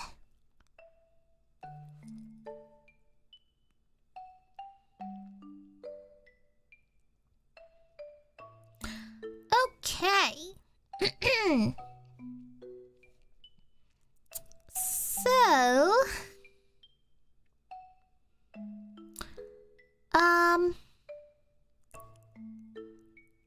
sorry, I'm just reading the graph.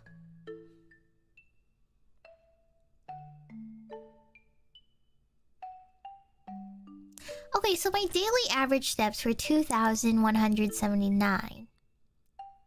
I think. Wait. Oh, sorry, 2,084. Sorry. This is for the year. So, I want to keep that. This is like a pretty accurate step for when I was doing the gym throughout. This also includes like my hibernation breaks from the gym. So I think I want to commit to another average of 2,000 steps for the year. So 2,000 steps, or sorry, 2,000 steps daily. Or wait. Okay, sorry. When I say oh wait, hold on. Well, okay, this is daily. This isn't like every day though. I don't walk 2,000 every day though. This is the thing. But this is like average like throughout the year type thing. So hold on. I don't know. Maybe like weekly. Hold on.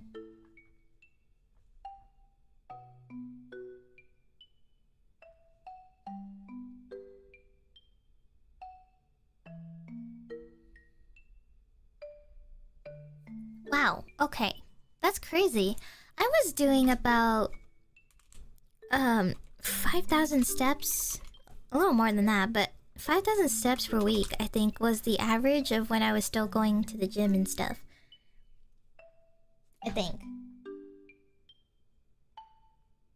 Oh no, wait, sorry. Not 5,000, wait. Let me find a week that, like, has Monday, Wednesday, Friday.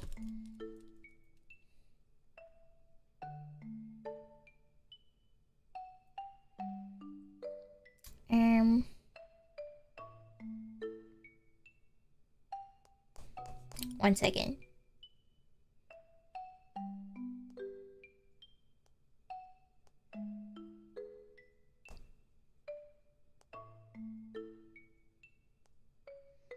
I think it would probably be like... like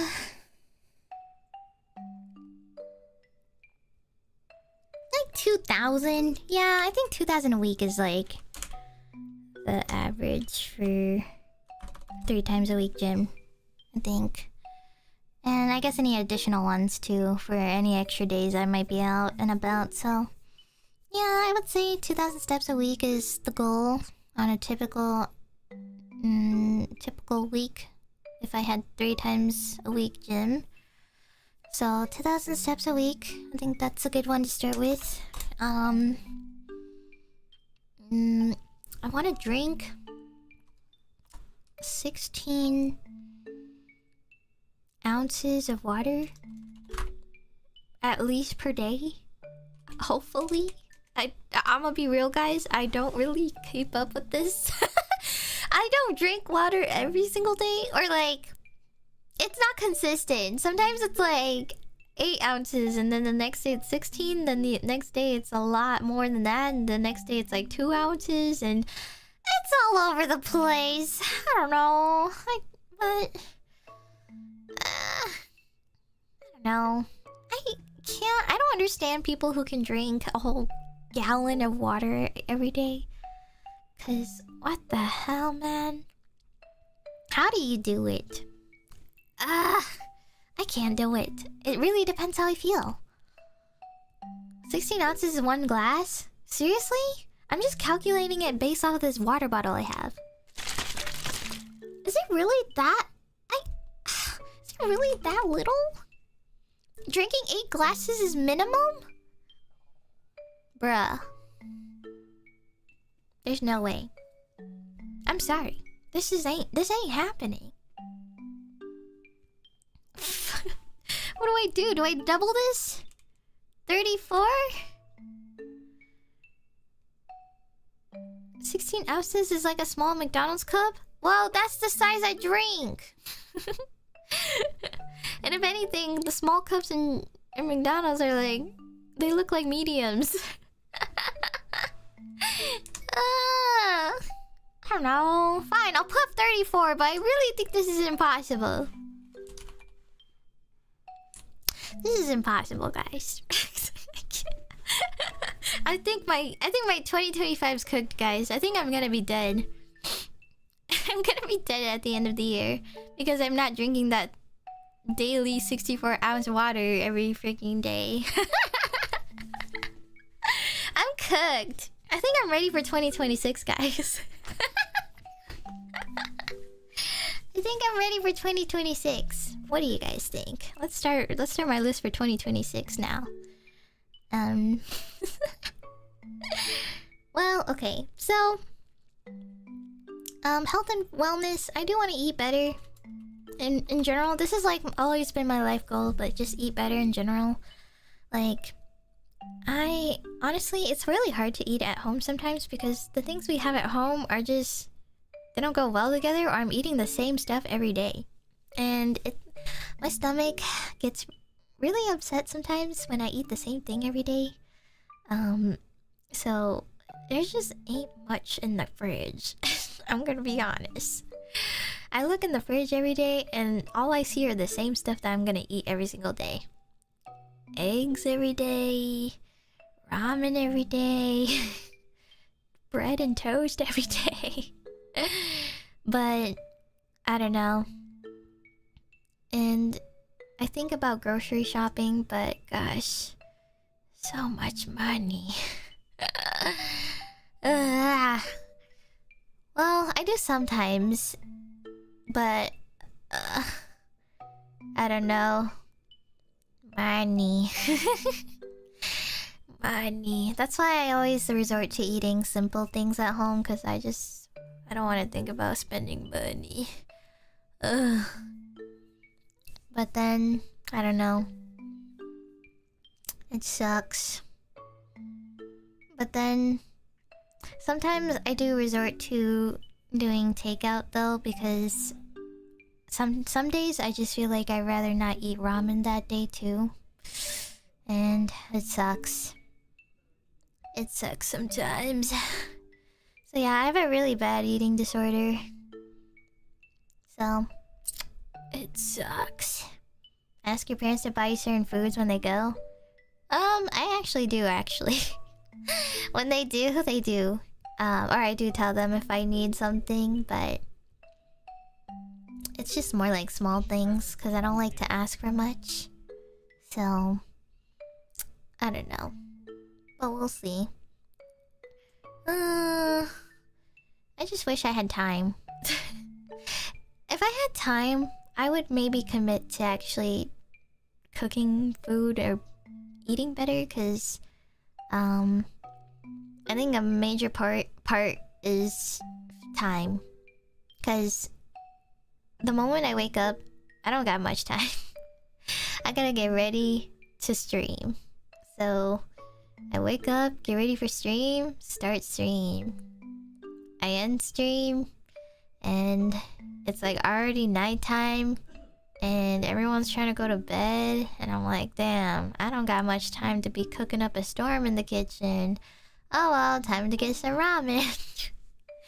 And then everyone's sleeping, and I'm like, oh, yeah. Cook on stream? Oh, heck no, guys. I can't. I wish I could, guys. I would do cooking streams. It would be so funny, but I can't. I live with family, and there's just no way I can really do that, because I cannot do a mini kitchen setup in my room. That's just impossible. And I can't set it up in my kitchen because everyone's in the house. Everyone's literally walking and, you know, just using the kitchen throughout the day. So I can't really, like... I can't really do that. And I don't really want to cook in my room because, like, what if something bad happens? And... and I don't got much desk space for that too, so... yeah. And it would be really funny though if I, like, rented someone's kitchen though. So, yeah. Isn't my dad's PC next to the kitchen? Yeah. He works. So, my parents work at home sometimes. So, yeah, I don't think that's quite ideal. And they're in the general area anyway, so I'm not gonna... yeah, I'm not doing that. I want to, but maybe if I was living alone or something. But yeah, going back though, I do want to eat better. It's just... I just have bad eating disorder. But also, it's also because I don't like to eat complex. I'm a simple gal. I can be happy eating the same egg sandwich every day. But then sometimes there's a day where I'm like, I am sick of it. I don't want to eat it anymore. And then I crave other things. I have other cravings. So, I don't know. It changes every week. But Um, hmm. Tomato soup? Hey, I would be down to eat tomato soup if it came with goldfish crackers. You know, this is also one of the reasons why I want to live in Japan. Konbini food is just too good. Konbini food is cheap and good, and honestly, I feel like you would still be within the budget. You would still be within cheap budgeting if you were even just buying konbini food every single day. I actually asked someone about this, someone who lives in Japan. I asked them, hey, like, how is it if you ate konbini food every day? Is it that cheap that you can actually still be good at budgeting? And they said, yeah, I can eat konbini every day and still be within my cheap budget. And I was like, damn. Okay. So that's awesome. And it's also healthier. Yeah, cheaper and healthier too, by the way. It's not like cheap and just like junk food. It's like cheap and like yummy bento boxes with like a variety of like yummy stuff. Yummy veggie stuff. Like, I actually like eating veggies in Japan. When I see veggies in America, I get grossed out because it's like a nasty dry salad that I don't care about. But if I eat in Japan, it's like they got like some yummy stews and combination of like Asian ingredients, and I'm just like, damn, I could eat this all day every day. I could have like, oh my god, it's so good. And it's also got really nice portions there too, because I don't like to eat a lot, so it's portioned really well for me to know how much to eat, because I get full easily, so it's so much nicer to just eat over there. That's part of like one of the main reasons why I want to live there, is simply just the food and the portions, and it's healthier. Like, I think my body would become significantly more healthier if I just ate there. So, I don't know. It's like if you buy cheap food in America, it's like not good. It's like super processed, nasty ass food, and it's probably cost double the price of what it should be. So yeah, it sucks. It sucks, man. Maybe this is why I have a bad eating disorder. Just no good food options here. You have to actually go out of your way to go all the way for those things. So, and it costs money. Oy. So yeah. Well, I actually at one point did try, I did tell you guys I tried a factor, but I think it's a lot of money still. So I actually stopped doing that. And because I was so lazy just like having a huge ass heavy box every time they sent one in, so I was like, nah, it's too much. It's too much, and also the food was just tasting the same every day, so I was like, eh. Same with Korean food, your waist just becomes snatched. I wish! I wish! If only life could work like that.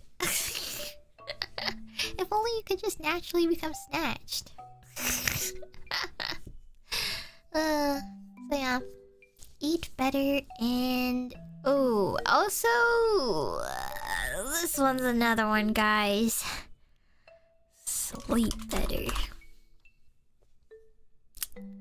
Even though I know that's not happening, because there's a lot of variables to that one. I have bad insomnia, guys.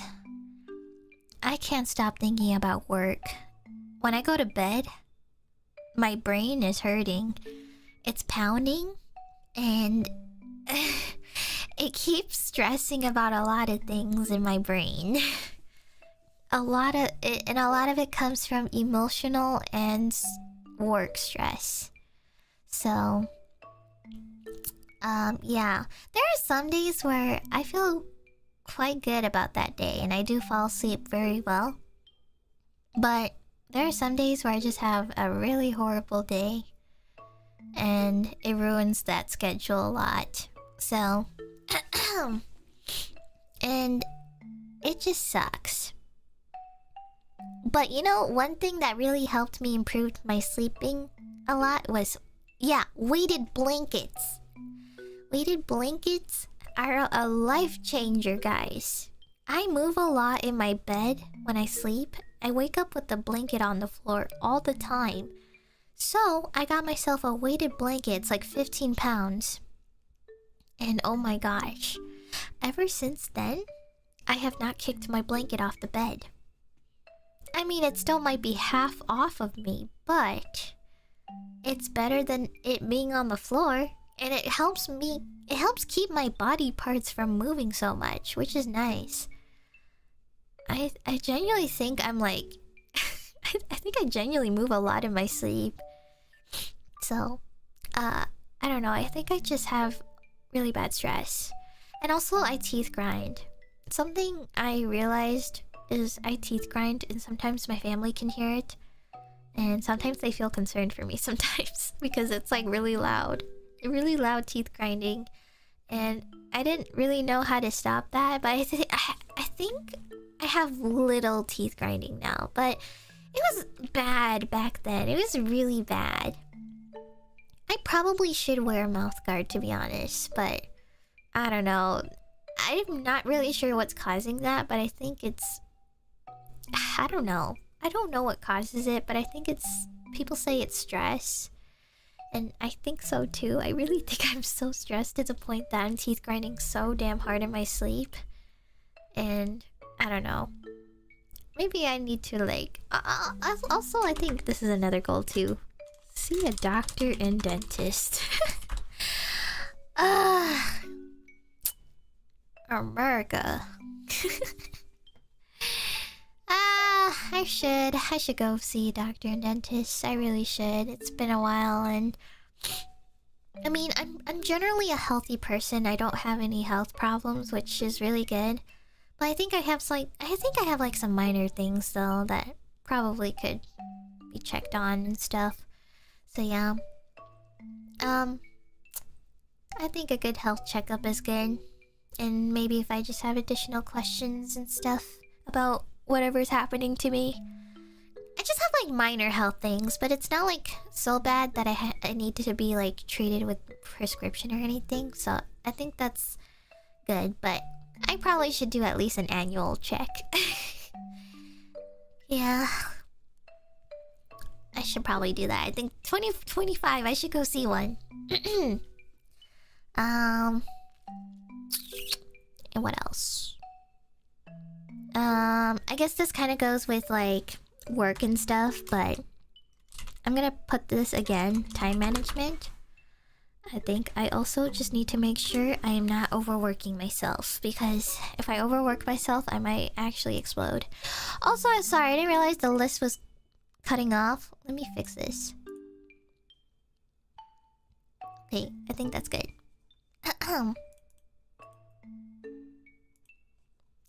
Alright. Yeah, time management again. Like I said, like I need to make sure I'm not overworking and stuff. Yeah. I think... Oh, I still think 6 times a week is fine. But I think I just need to step up sometimes to have maybe one additional sometimes. Not like every week, but like some weeks, I feel. For important occasions contributing to... Wait, is this list still cut off? Oh no, wait, just kidding. Never mind. I couldn't see the family friends one because it was so small. Hold on, okay, there we go. The family friends one was so small. Yeah, I think having to not overwork so much and just at least contributing that free day to family and friends would be nice. I think that would be a good way to spend family and friend time, and also just have me time as well. So yeah, a lot of me time comes during the middle of the night. Like the reason why I have a bad sleep schedule is because I don't get me time until I'm done with stream. And after eating, basically. After eating, taking care of myself after stream, that's basically me time. And for me, I like to have a lot of me time, so... Me time, you say? Okay, hold up. I wasn't talking about you. Nice try, buddy. Nice try. But that's not what I was saying.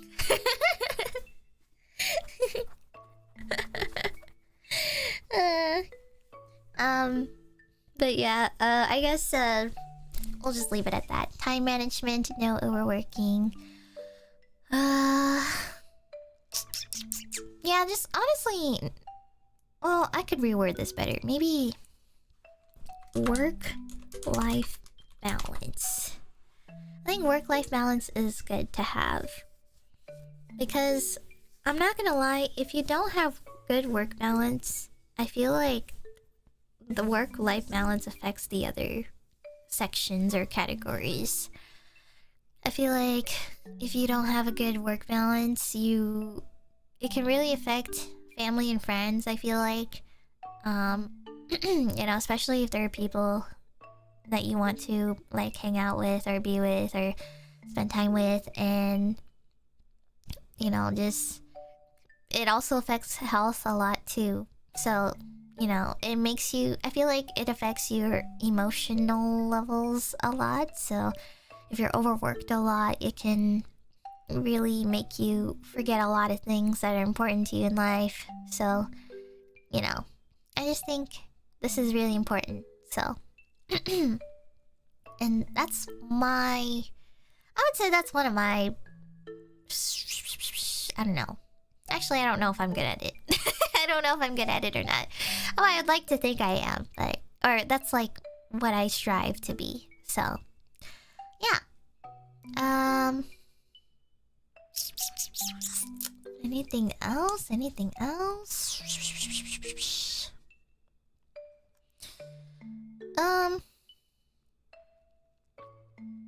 Oh, actually, hold on. I'm gonna add this to family and friends. Now that you guys mentioned it before, I think... travel. I think travel trips or family-friend travels. I think it would be nice to go visit people again and stuff. I think my favorite thing about traveling is getting to see people and stuff that I don't ever get to see. So, you know, I have a lot of family that don't live near me, so they live like all over America. So I think it would be nice to maybe have once in a while a 1 week trip where I can just go see them and say hi and stuff. So, you know, a lot of my family... Wait, I don't have a lot of family where I live. It's just like maybe three to four families. But other than that, like most of like... I would say like a lot of my aunts and uncles and my grandmas and grandpas, they're all over the place. So I don't ever get to see them. And also friends too. All of my friends are practically long-distance friends. I don't really have IRL friends. Now that I think about it, I don't really see anyone in person anymore. So all of my friends are IRL. And they all live in different time zones, different places. So I want to visit all my friends. Especially Ian. Ian especially. I really love the times when we see each other, because I never really get to experience that anymore. Like, I'm gonna be real, guys.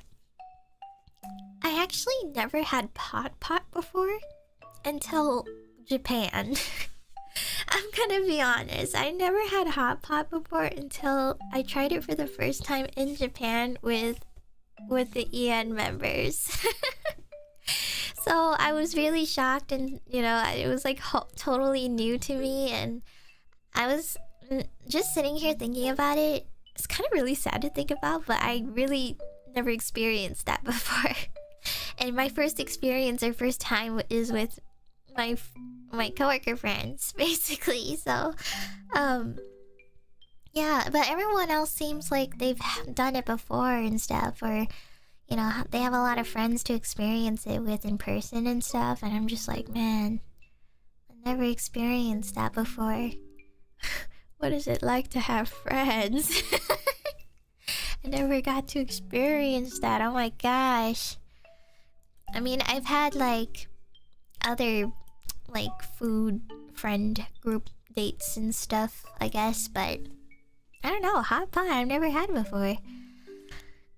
Just don't do Heidi Lao. That was one of them. My first time Heidi Lao experience was in Japan. It was so fun though. Even if it's like not a favorite place for some people, I thought that was a favorite place in my experience, because that was the first time I've had a very crazy fancy hot pot. So hot pot is a thing that requires a lot of people. Oh, really? No wonder. No wonder I never experienced it, because I don't got friends. One thing I really hate though sometimes, speaking of like no friends and all, I think my biggest thing about friends and stuff, or like saying if you're introverted or not, or have friends or not. I'm gonna be real. There are some people who say they don't have friends, but they literally have friends to hang out with like all the time. And I think that bothers me a lot, because I'm genuinely someone who really doesn't have friends to hang out with every day. Like in person, I don't go outside my room ever. And there's some people I hear all the time, they're like, yeah, I don't got friends, but then they're like going out like every week and hanging out with their friends and eating out and stuff, and I'm just like, well, I don't think that's true. I think people just like to exaggerate a lot, or just like to use one specific example, but I think there's a huge difference. I think there's a huge difference, and I can pretty much tell what is real and what isn't. So, yeah, this is one thing that bothers me a lot, but it's just a personal thing for me a lot, because I really didn't like. I truly didn't like have like IRL friends to hang out with since high school, actually. Since high school and since I graduated, I like completely stopped talking to people, or people just moved on with their lives and just like moved other places or went to different colleges and stuff. So, and I also moved a lot too, so my friends weren't always like consistent.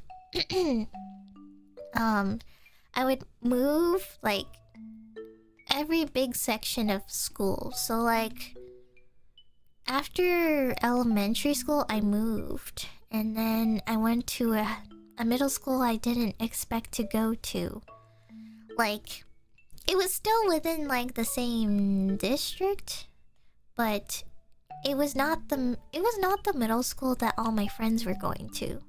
So that was like probably the saddest moment of my life, because I was still young and I still like in elementary school I was actually quite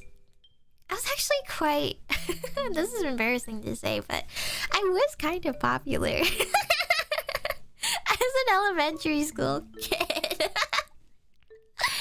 I was part of like this was during the time when scene and emo kids was a thing, and being scene emo was like considered popular. That was like considered popular during that timeline, and I was part of that group. And ever since I moved between elementary and middle school, I moved and I became a complete normie girly girl for a bit. Well, I kind of became like an introverted loner who read books. I read books to myself because like I was too shy to talk to people in a brand new middle school and stuff.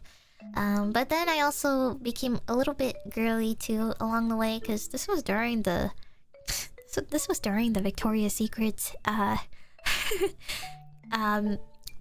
arc that every girl went through. I'm pretty sure every girl went through a Victoria's Secret pink arc where everyone just wore Victoria's Secret like clothing. Like the yoga pants with the shiny glittery like band and shit, and wore like the hoodies and long sleeves with pink across it. Yeah, I became one of those people like in middle school and stuff. I was a pink girly. Yeah. For a bit. Just a little bit on the side. But yeah, I moved and it was new middle school, and well, I did make some new friends, but my friends are basically just like other Asian people. you know, like I basically just became friends with like the other Asians. But like my Asian friends were divided into two groups. So I'm pretty sure a lot of Asian people experience this a lot, but like you have two friend groups. You have like how do I put this? I would say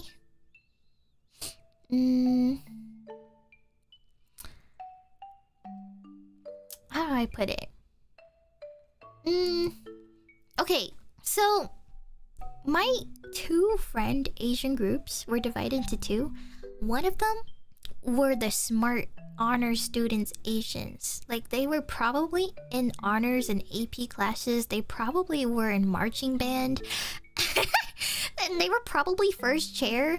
And they had rich parents, had a good life, and they're prodigy students. So you have those Asian friends, right? And they're like the smart ones, and they're basically gifted, and they're lucky and living the life that everyone wants. They probably live in a big house too. And then I have my second half Asian friends, which is more of like my hood Asian friends. that was like the group I mostly hung out with the most, was like my Asians from the hood. And mostly, I'm gonna be real, most of them are probably like in my area of Asia too. Southeast Asia.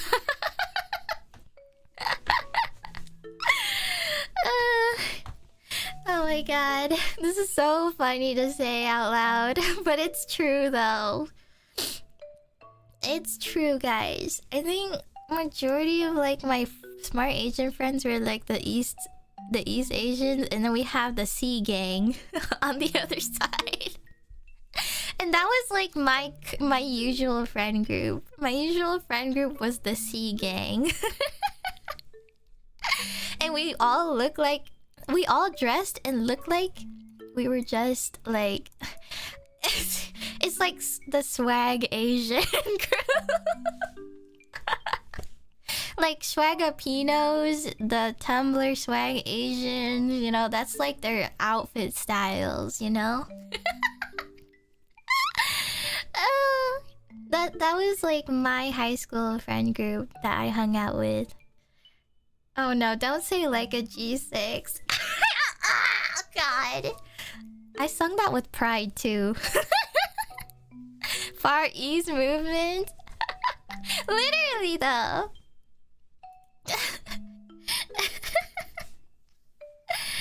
Oh god. I'm just cringing thinking about it now, because I also had like a ABG like arc too. I was so into ABGs, man. Danny Riel was like my Oshi. And sometimes like there were like local Asian Tumblr girls that I knew who were like the same ethnicity as me and stuff that I knew of, and I was like such a huge fan of them for no absolute reason. They were just super pretty people, but I didn't know them personally or anything. They were just like super pretty influencers, and they were just there because they were pretty. But yeah,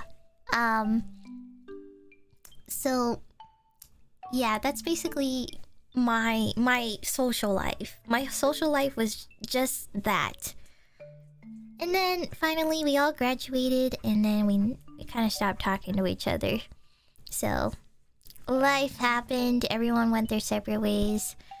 Now I am just isolated to long distance friends only. So yeah. But you know, I'm actually okay with that though, because having long distance friends isn't bad, because it helps balance life better too. If you have a busy life, I think you don't have to at least you don't gotta do much. It's low maintenance, kind of. It's a little low maintenance when it comes to like physically hanging out and stuff. You can actually just like hang out whenever you guys are online and stuff, and you know, it's just. And I also feel like, well, my preferences is obviously video games and stuff, so everything's gonna go down to playing video games online anyway. So in person, all you really do is just go to each other's houses and you just play, or you just, you know, talk or eat out and stuff. So saves money. Saves money a little. And what else? Yeah. Also, for someone like me who prefers to be isolated too, I think it's just better for me. I don't have to commit. I don't have to commit to something crazy. I like to have alone time too, so I think it's a nice balance for me to decide whether or not I want to hang out or not. So, it works for me, and I like to just stay behind a screen anyway. So,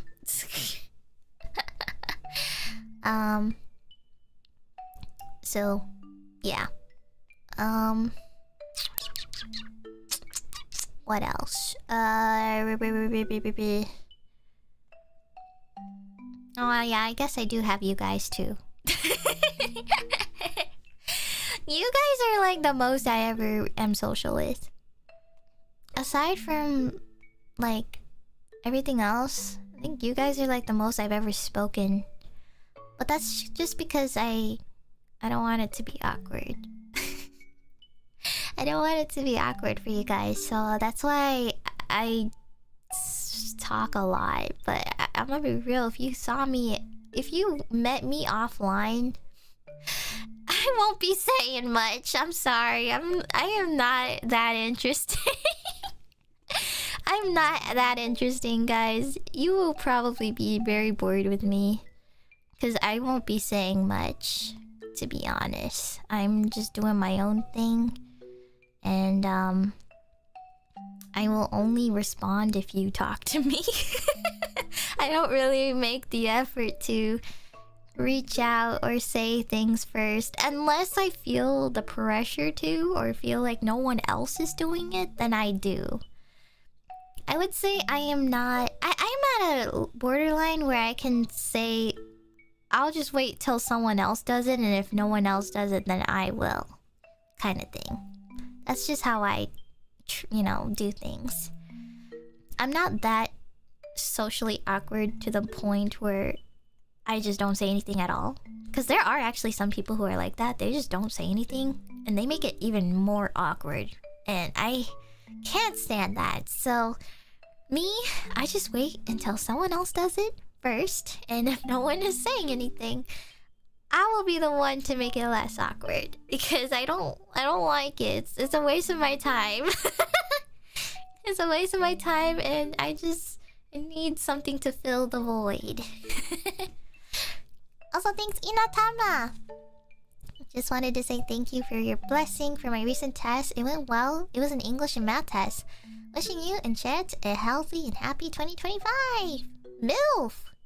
Man, I like fish. Thank you. Thank you.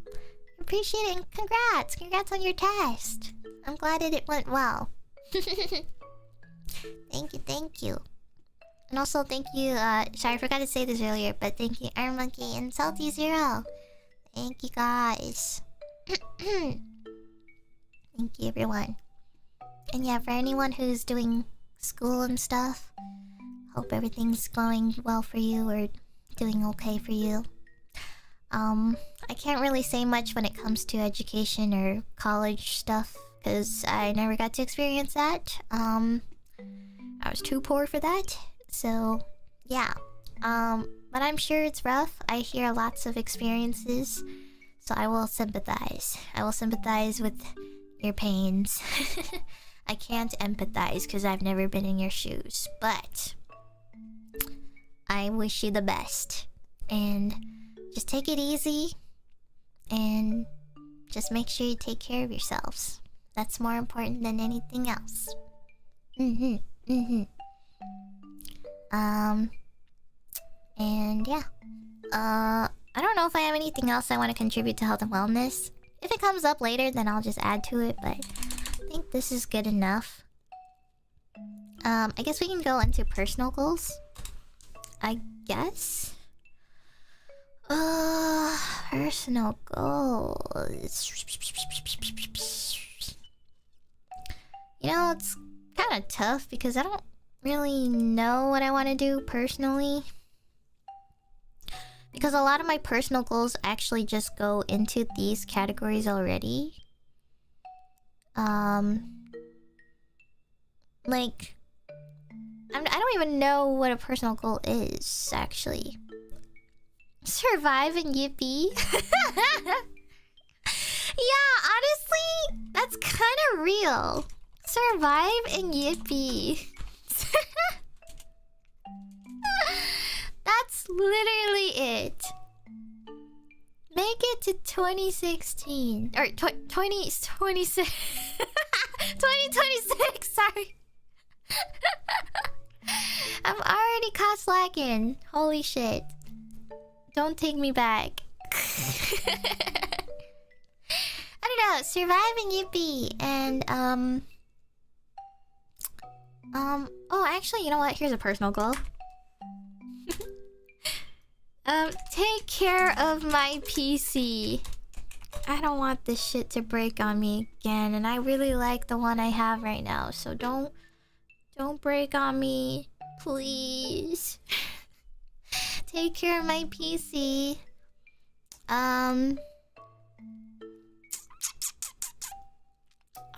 What else?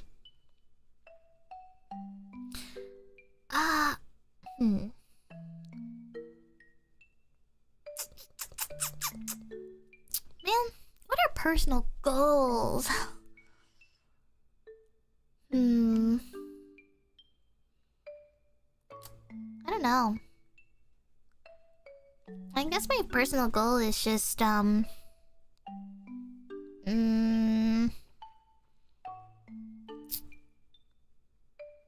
actually work on being confident. I think this has always been a personal goal for me. Working on being confident. I want to become a confident person, but I know that I'm not. And I want to be. I wish to be confident, guys. I pretend to be confident. You might see me be confident on stream a lot, but honestly, it's just fake it till you make it confidence. That is kind of what I do all the time. I want to be confident, but I'm just genuinely not. There's a lot of variables for me that really affect my confidence a lot. So, and especially if you're not like someone who, or how do I put it?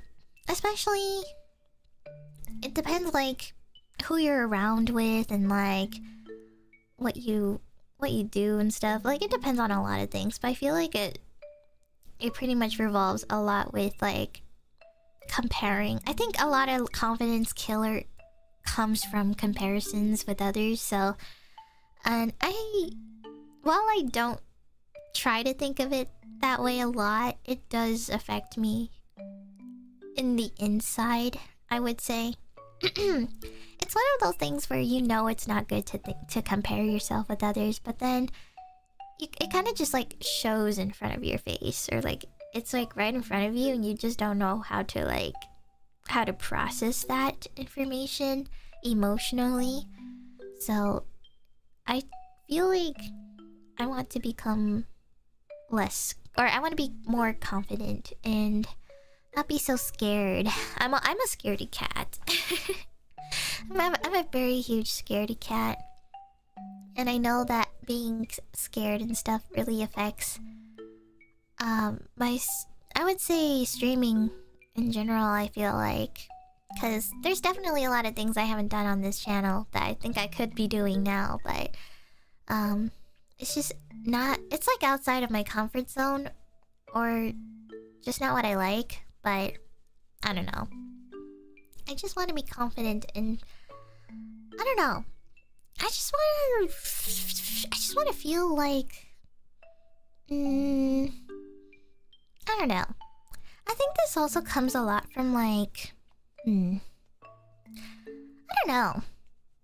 I think I'm very I'm very self-conscious about this a lot, because I feel like a lot of people say they like confident people and straightforward people, and I'm the complete opposite of that. I'm not very straightforward usually.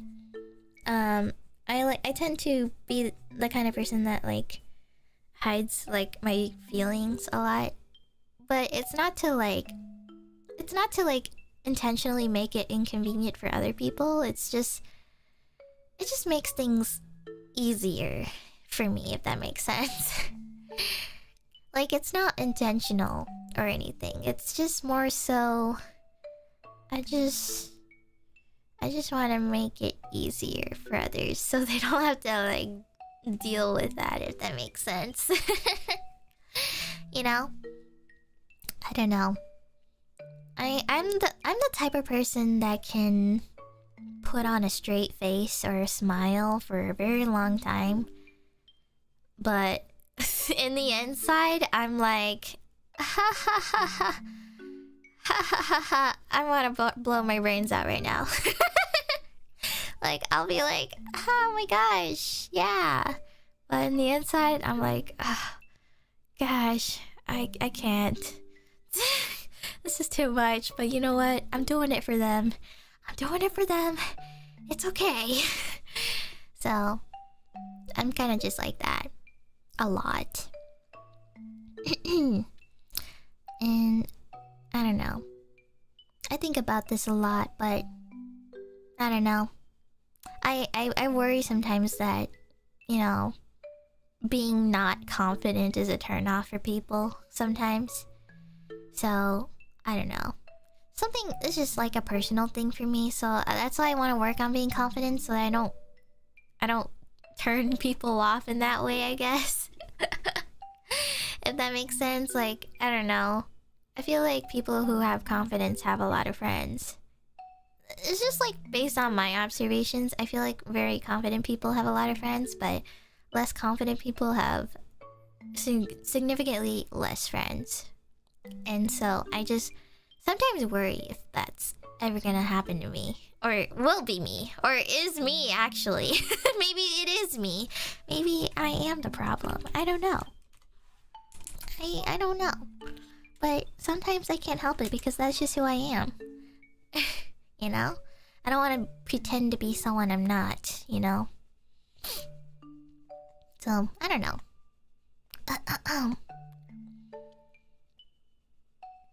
It's good to have more confidence. I see. For some people, it might not be, but try not to change yourself too much, only if you really want to. I see. Yeah. Had a feeling. But yeah, I don't know. I think if I were to not do any of those things, I think I would be a completely different person. So, I don't know. I guess maybe it all just depends on the other people then. Perhaps. But yeah. But I'll slowly work on it. I do want to become a confident person. We'll see. But if not, oh well. My bad, I guess.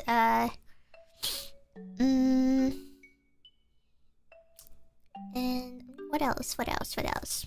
Should I Google some ideas? I don't got lots of personal goals.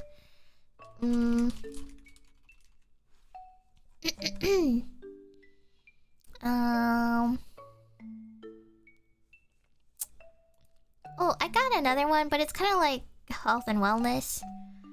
It's just practicing sleep schedule better, I guess, or just trying to wake up at or consistently at 10 a.m. every day if I can. Or actually, here's another one. Learn more things to cook.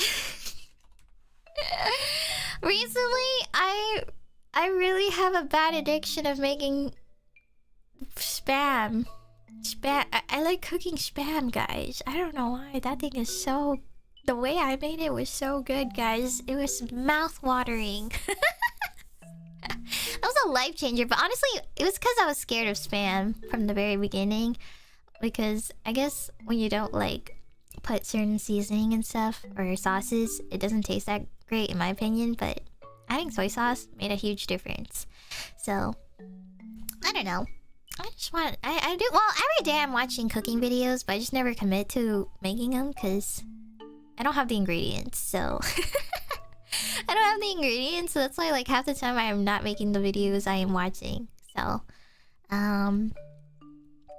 so yeah.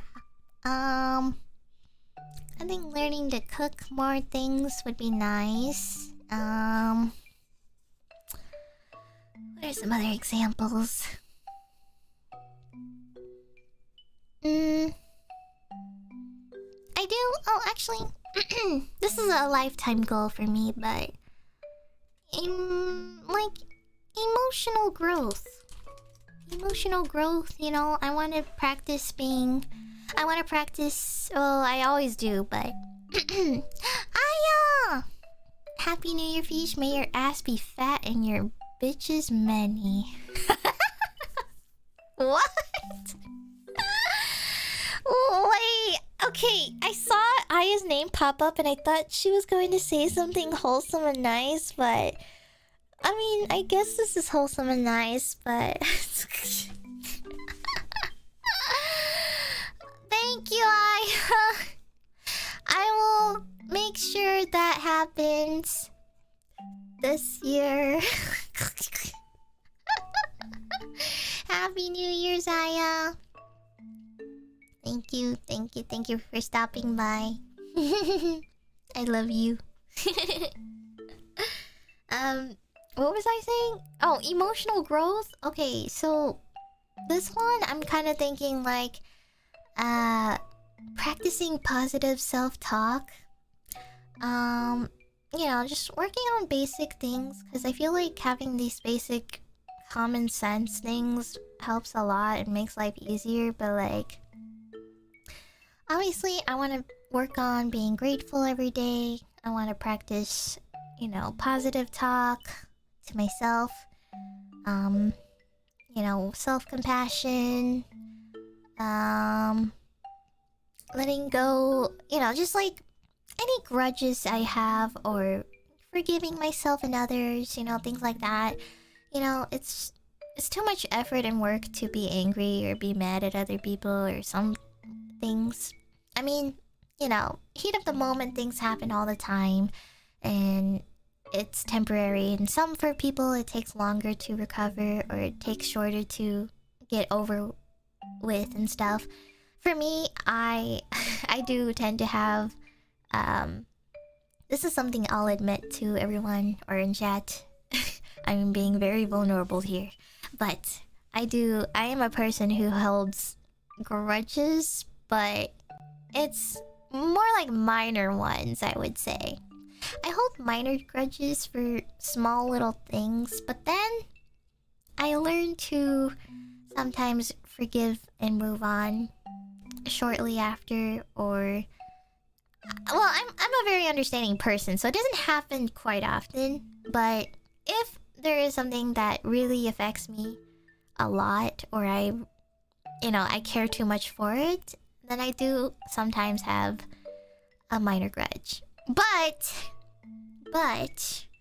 it's not like the toxic kind of grudge. If that makes sense.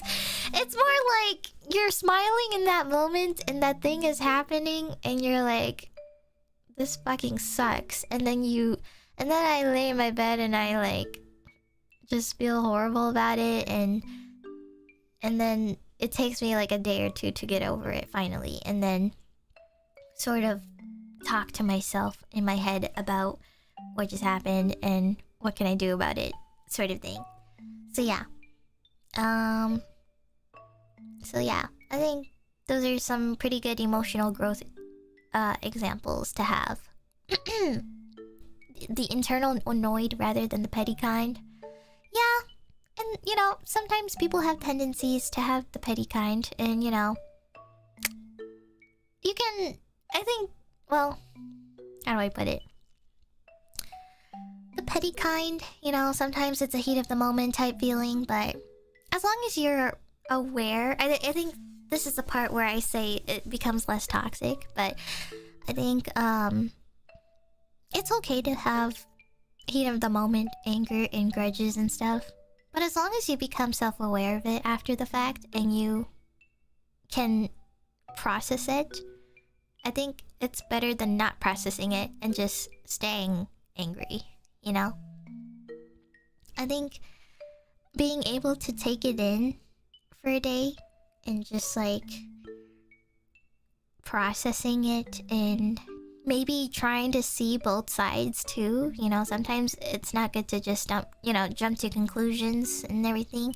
That's another thing too. I think a lot of people tend to jump to conclusions, and I think sometimes it's better to give the benefit of the doubt, because you never know.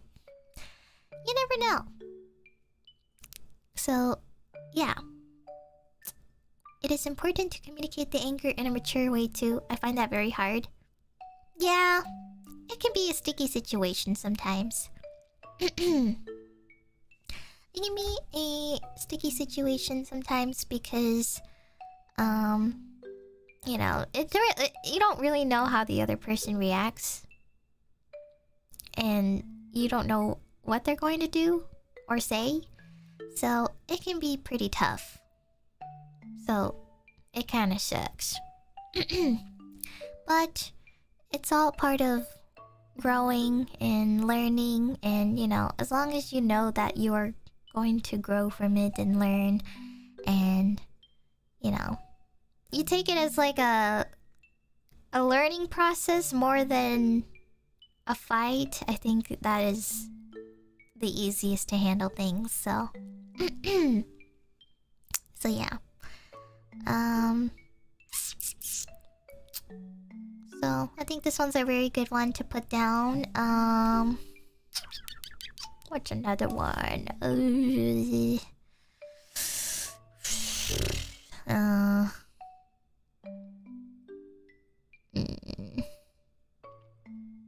don't know. I guess I can put down some like other things here, like I want to improve my Japanese. I think that's a good one to put down. And sorry,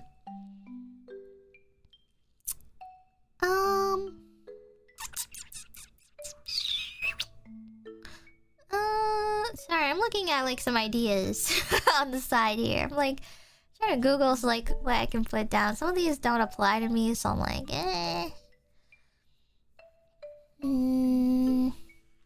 public speaking. Yeah, speaking, social skills in general, honestly. Reaching out to people instead.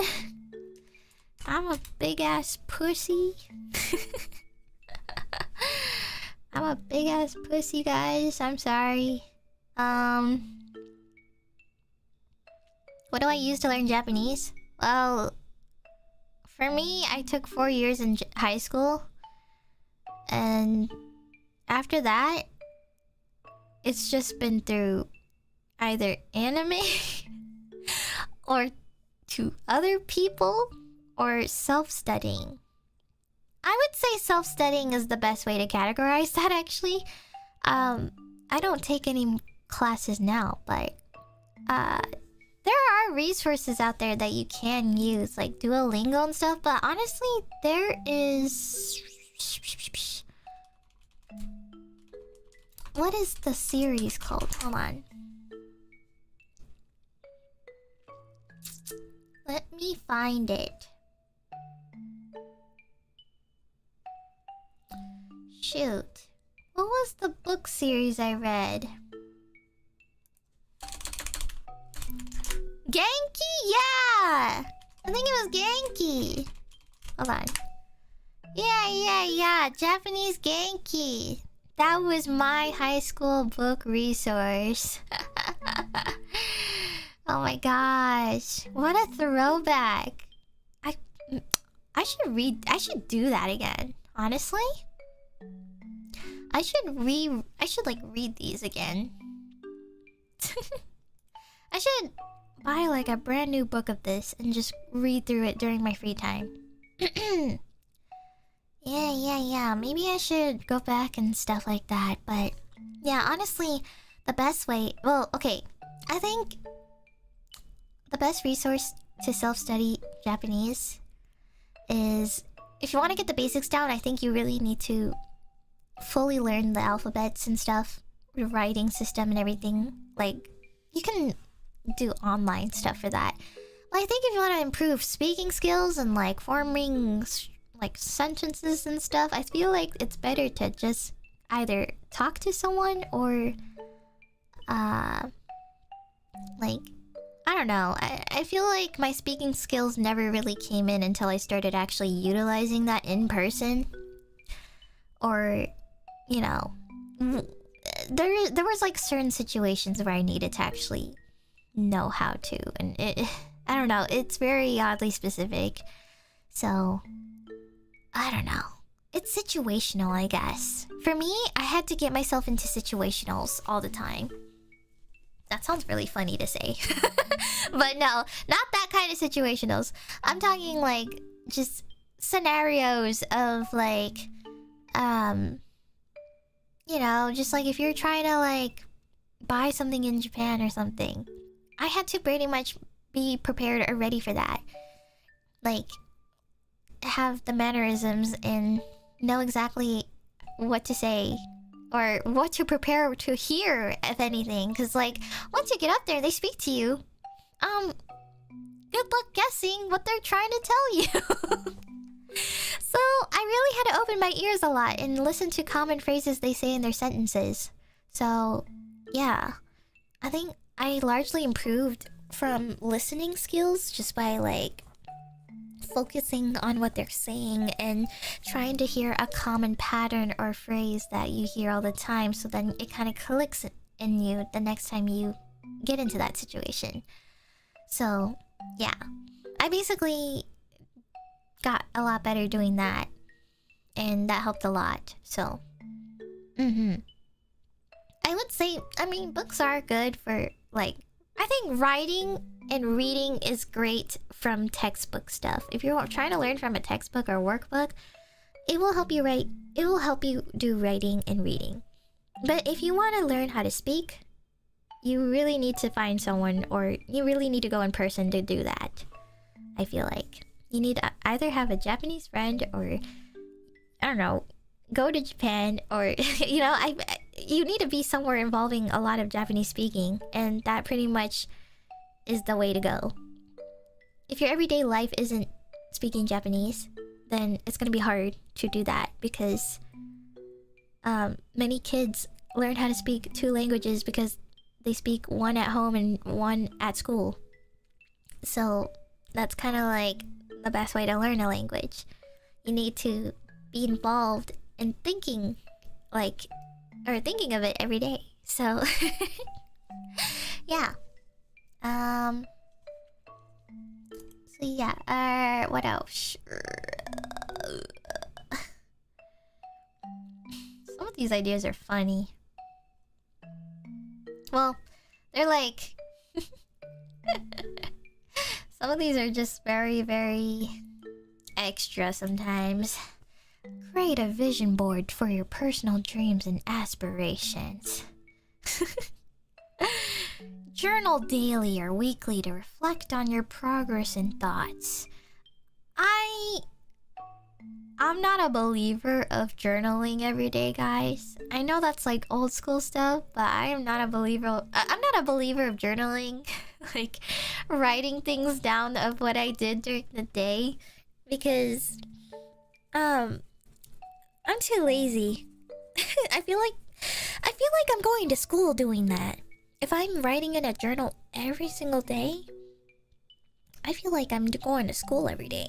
Just being in a writing class. Because I would be jotting down a lot of things in there. And yeah, I don't got time for that. And that's just a lot of paper. And well, I mean, you can do it online too, but that's a lot of storage space. Day 1, I survived. Day 2, I survived. Day 3, I survived. Boba tea is good. Yeah. I mean, I think it only helps in certain situations. Like, I think nutrition, dieting stuff helps for journaling. I think those ones are an exception. But I feel like if you're just, like, writing down your everyday life, it's a lot of work. But I mean, hey, if you do that and you're committed, that's kind of huge respect, I will say. It's one of those unnecessary things you don't need to do. But, like, if someone does do that and they make a video, someone makes a video about them and their life and how they did that one thing their whole life, well, wow, good for them, I guess. So yeah, oh true, yeah, that's the streams are kind of like a diary. You're right. Let's see, self-care, personal time. Oh wait, hold up, guys. Here's another one. Here's a big one, guys. Are you ready?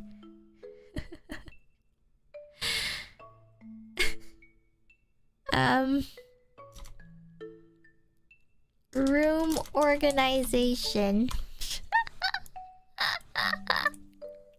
Hold up. Room organization. Oh my god. Okay. To be fair, my room is okay. My room has gotten better. It's not perfect. It's not empty, but I can walk around it. That's the best part. I can see the floor, so that's great. And I want to maintain this. I want to maintain or do at least a small cleaning throughout. I don't need to make everything spotless or clean, I feel like, because, you know, I'm a little bit of a hoarder when it comes to, you know, having things, because sometimes things do actually... Some things do actually need... or, you know, come back, or you might use them again, so... But yeah, I do want to do better at cleaning my room and stuff, and cleaning things in general, and replacing old parts and stuff, because, like, I do need to get rid of some old things. But yeah, that's something I want to work on, as a personal goal. I don't think I need it to be spotless or anything, or, like, literally have it be empty, but, you know... I think that is something I want to work on. And what else?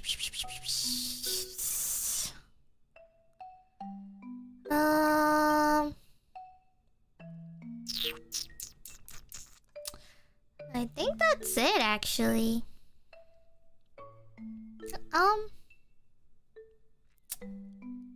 Yeah. I think everything else is pretty self-explanatory. I can obviously add to this list here. Like, there's a lot of minor little things here, like... I don't know. I don't know. Just, like... limit procrastination and stuff like that. You know, I think self-explanatory, so I think this is good enough. I think this list is pretty well thought out. I know...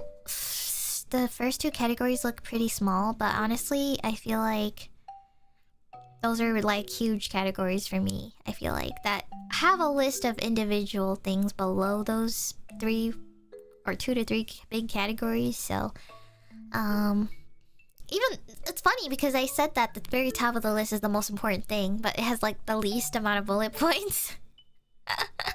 But I don't think you necessarily have to have that many bullet points for something important. It's just it's an already there inclusive importance thing.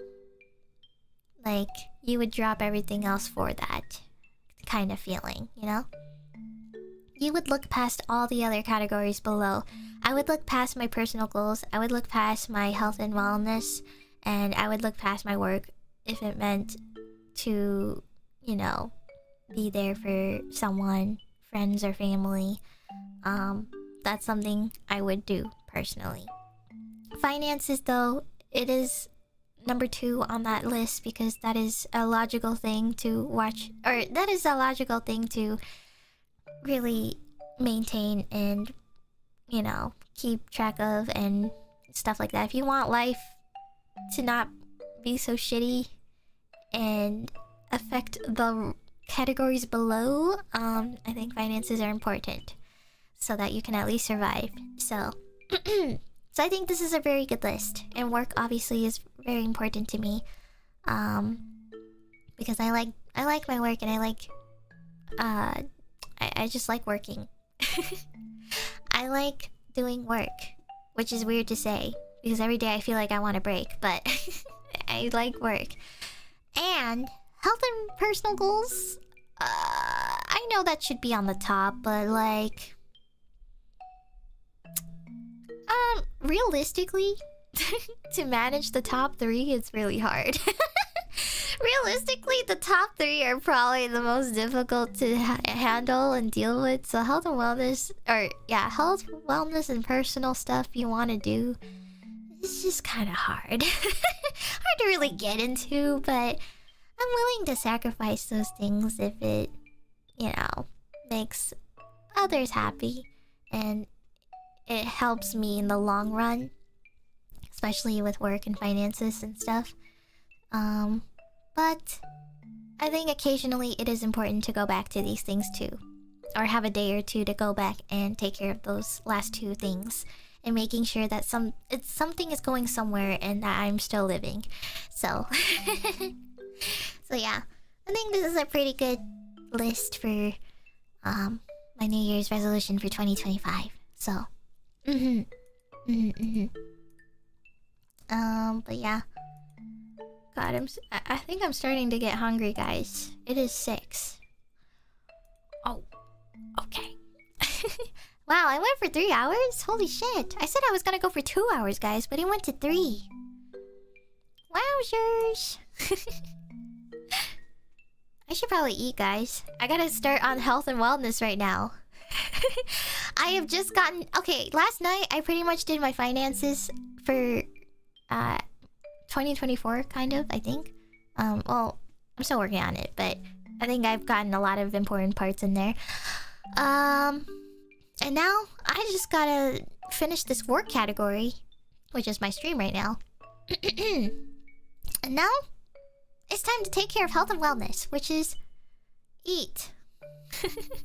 It's time to eat. And then afterwards, I don't know. I guess friends and family and personal goals. What's on here? Yeah, I'll work on those later.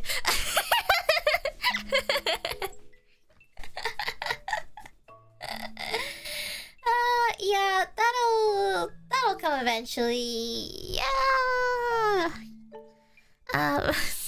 What a great start, guys. What a great start to 2025. Well, all I gotta say is TLDR. 2024 was rough. Bad things came, good things came along the way. You know, it doesn't really matter if you started shitty, started great, or ended well, or ended bad, but now we can start the new year and fix everything and try to meet these goals. So yeah. So thank you everyone for your time. And also thank you, I forgot to say this earlier, but thank you, Young Sung. Thank you. This year kind of sucked for me as well, but I finally got admitted to a PhD in the middle of the year. Ooh. Hope this long-term goal works out fine. Happy New Year, Finana, and chat, may your wishes come true. Yay! Wow, that's awesome.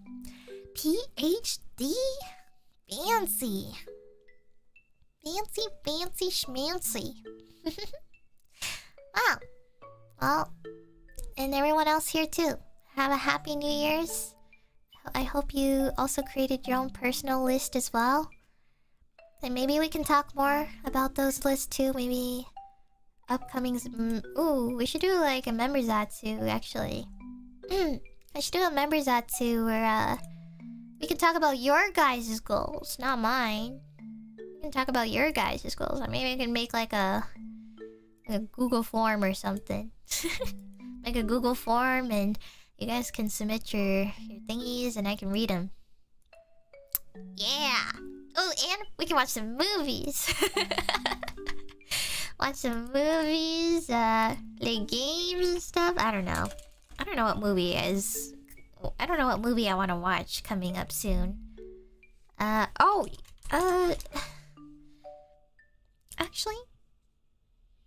I don't know. Let me think about it. If it's not a movie, could watch a TV show maybe. But I don't know yet. Don't know which one yet. I am very oddly specific when it comes to movies and TV shows because well, one thing is the reason why I'm very oddly specific with my choices of movies and shows with you guys is mostly because there's some shows and stuff that I like to just watch by myself.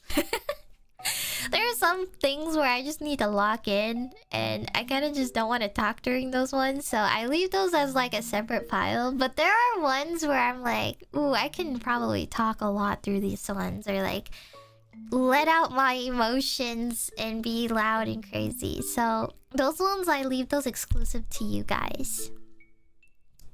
Isn't that crazy? I have exclusive movies and shows for you guys. Like that Transformers 1980s movie was exclusive for you guys.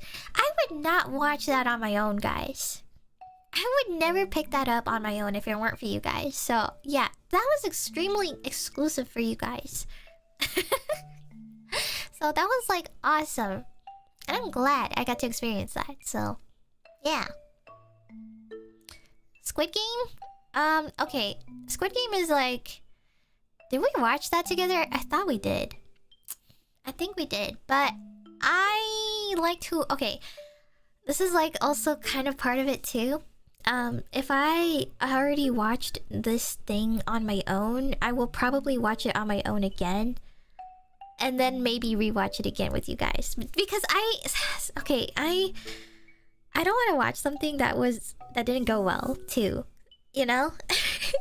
I don't want to watch something that didn't go well in the second part or a sequel. Mostly sequels. I feel like if it's a sequel of something, I don't want to watch it and find out it's not good. And then, you know, waste your guys' time and everything. So I need to go into these on my own first and find out if these are good or not. And if it is, maybe I will consider watching it again with you guys. So yeah. Also, by the way, really off topic, but oh my gosh, did you know this one famous dance studio in Korea, 1 Million Dance Studio, which I love watching, they did a Squid Game collab.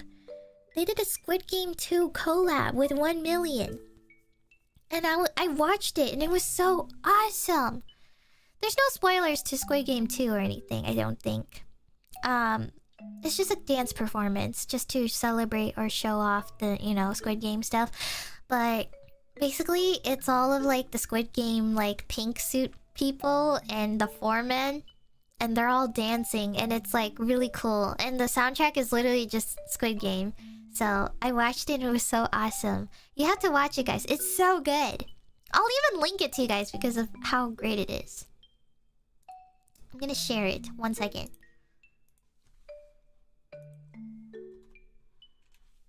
There you go. Thanks for gifting! Akai! And also thanks Thistle! Thank you, thank you, thank you! Thanks, everyone. And thanks for being members, everyone. I never say this a lot, but thanks for being members for so long. Thank you, as always. But yeah, watch that video. It's so good.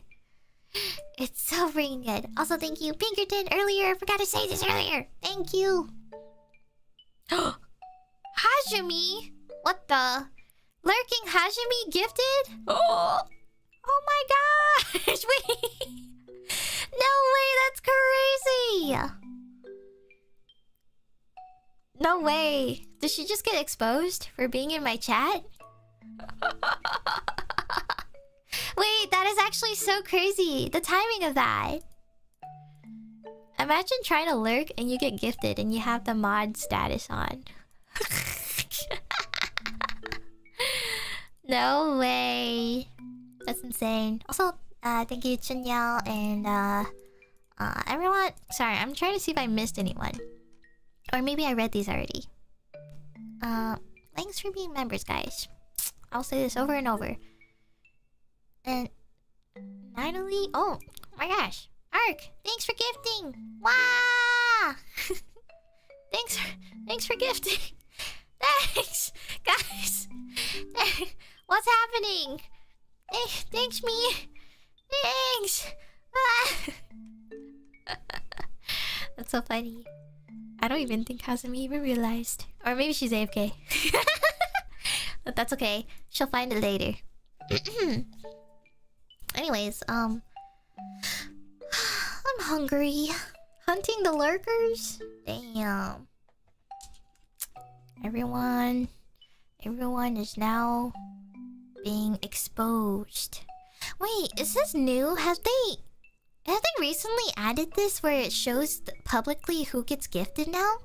Because before I saw that it would gift to certain people, but not in the chat. It would show me in like Streamlabs events and it would tell me who gets gifted. But in the chat, I don't think I ever saw like it saying this person was gifted by blah blah blah. Really? It has always been a thing? Or maybe I had a setting off that didn't show it. What? Hold on. What?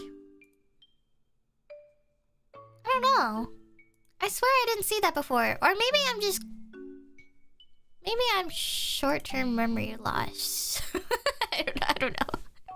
Maybe I just never thought about it until now. Do I use any chat fixer extensions? The only one I use is just to divide the chat to see who's speaking. Like, I have a separate divider chat where it shows all the mods talking. So if someone said hi to me and I didn't see it, I could at least see it from there. Or, sorry, not on my stream.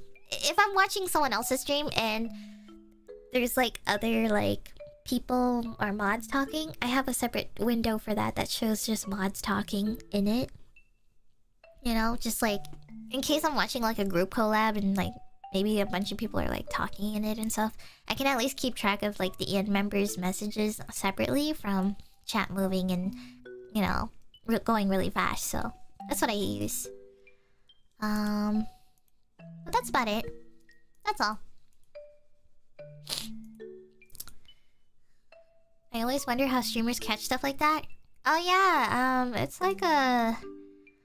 What is the extension called? It's called YTC Filter. If you guys ever want to, like, have this, you just install YTC Filter. And what it does, you can customize this too, but like... I don't really touch it that much. I just edit it or just have it so that it just filters the mods separate. And you can just open that window or have it above, and then it just picks up certain messages you want to filter it to. So I just have it filtered to mods, so then I can catch all of if anyone is speaking, just moderators and stuff, so that way they don't get lost. So yeah, it's a pretty useful feature. Really cool extension to have. Yeah, I don't really got that many extensions, TBH, so Yuppers. So there you go. Anyways. Alright. I know I don't have a schedule this week, guys, because now I feel like it's halfway through the week. But I think tomorrow I want to play Yakuza 6. And I think Friday we are doing Valorant with Hazumi again. So... And then Saturday... Actually, I didn't have anything planned for Saturday, but... Maybe we should do members. Oh yeah, maybe this can be the members resolution stream.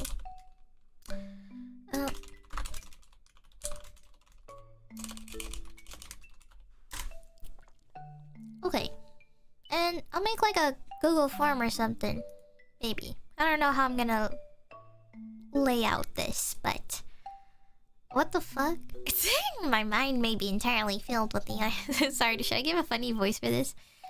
My mind may be entirely filled with the idea of marrying Fish, taking all her money and leaving her milk one day. But long story short, I love Fish. Sorry.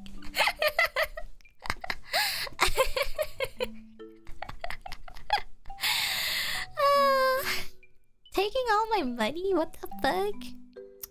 You think I would let you do that? I'll have you know. You ain't getting a single penny out of me. Actually, you thought. An Anna impression? Damn. Damn. You think that's how Anna sounds like? Gosh, that's messed up. That's funny though. It probably would be the closest thing I would be able to replicate though. If you marry her, you have to give her money. She takes 50% of yours. Ooh. Oh. Damn. Think that's what I gotta do, guys. I know how to solve my finances. It's time. It's time to show up on... It's time for my 90-day fiance debut, everybody. Wait, this would be such a funny stream idea. Oh my god. It would be so funny if we did a NIJISANJI 90-day fiance, like, drama show. Wait, I don't know how this would work. Hold on, I have to think about it. Oh god, that would be so funny though. Like, just a non-serious 90-day fiance experience, and people are just like... People are basically just like role-playing. And, you know, doing their own thing, honestly. Oh god, I have to watch... I should watch or binge watch the show so I can, like, get a better understanding of it, so... Here I was being nice too. But you know, if you think about it, I have a lot to offer too. It's just like the Bloodhound gang once said. I'm hung like planet Pluto, hard to see with the naked eye. What? Yo, I cringed so hard. I cringed so hard the moment I saw Bloodhound gang.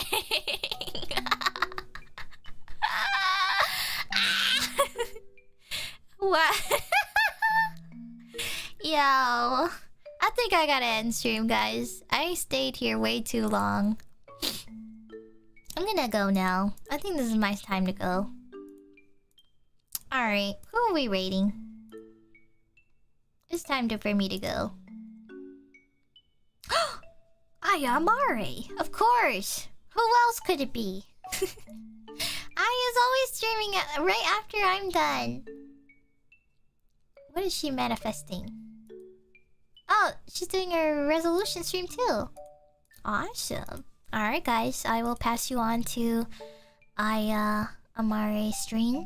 So I'll see you guys there. Wait, hold on, let me double check. Okay. Alrighty, guys. If you want to continue the resolutions talk stuff, I will send you over to Aya right now. So I will, do I have a message for Aya? Just tell her that I love her. That's all she needs to know. When you raid her, just say Fish loves you. That's all. Alright. I'm going to end stream now. I'm gonna go find some food because I'm hungry. And I've had this can of soda like all afternoon and I still barely took a few sips out of it. So I'm just gonna put some food in there. Or I mean, I'm gonna put some food in my system so I can wash it down with this, so alright, anyways, bye everyone! Otsu! Don't say Fish hates you guys. What the fuck? You know what? I'm about to say I hate you. Okay, bye! Bye! Bye-bye!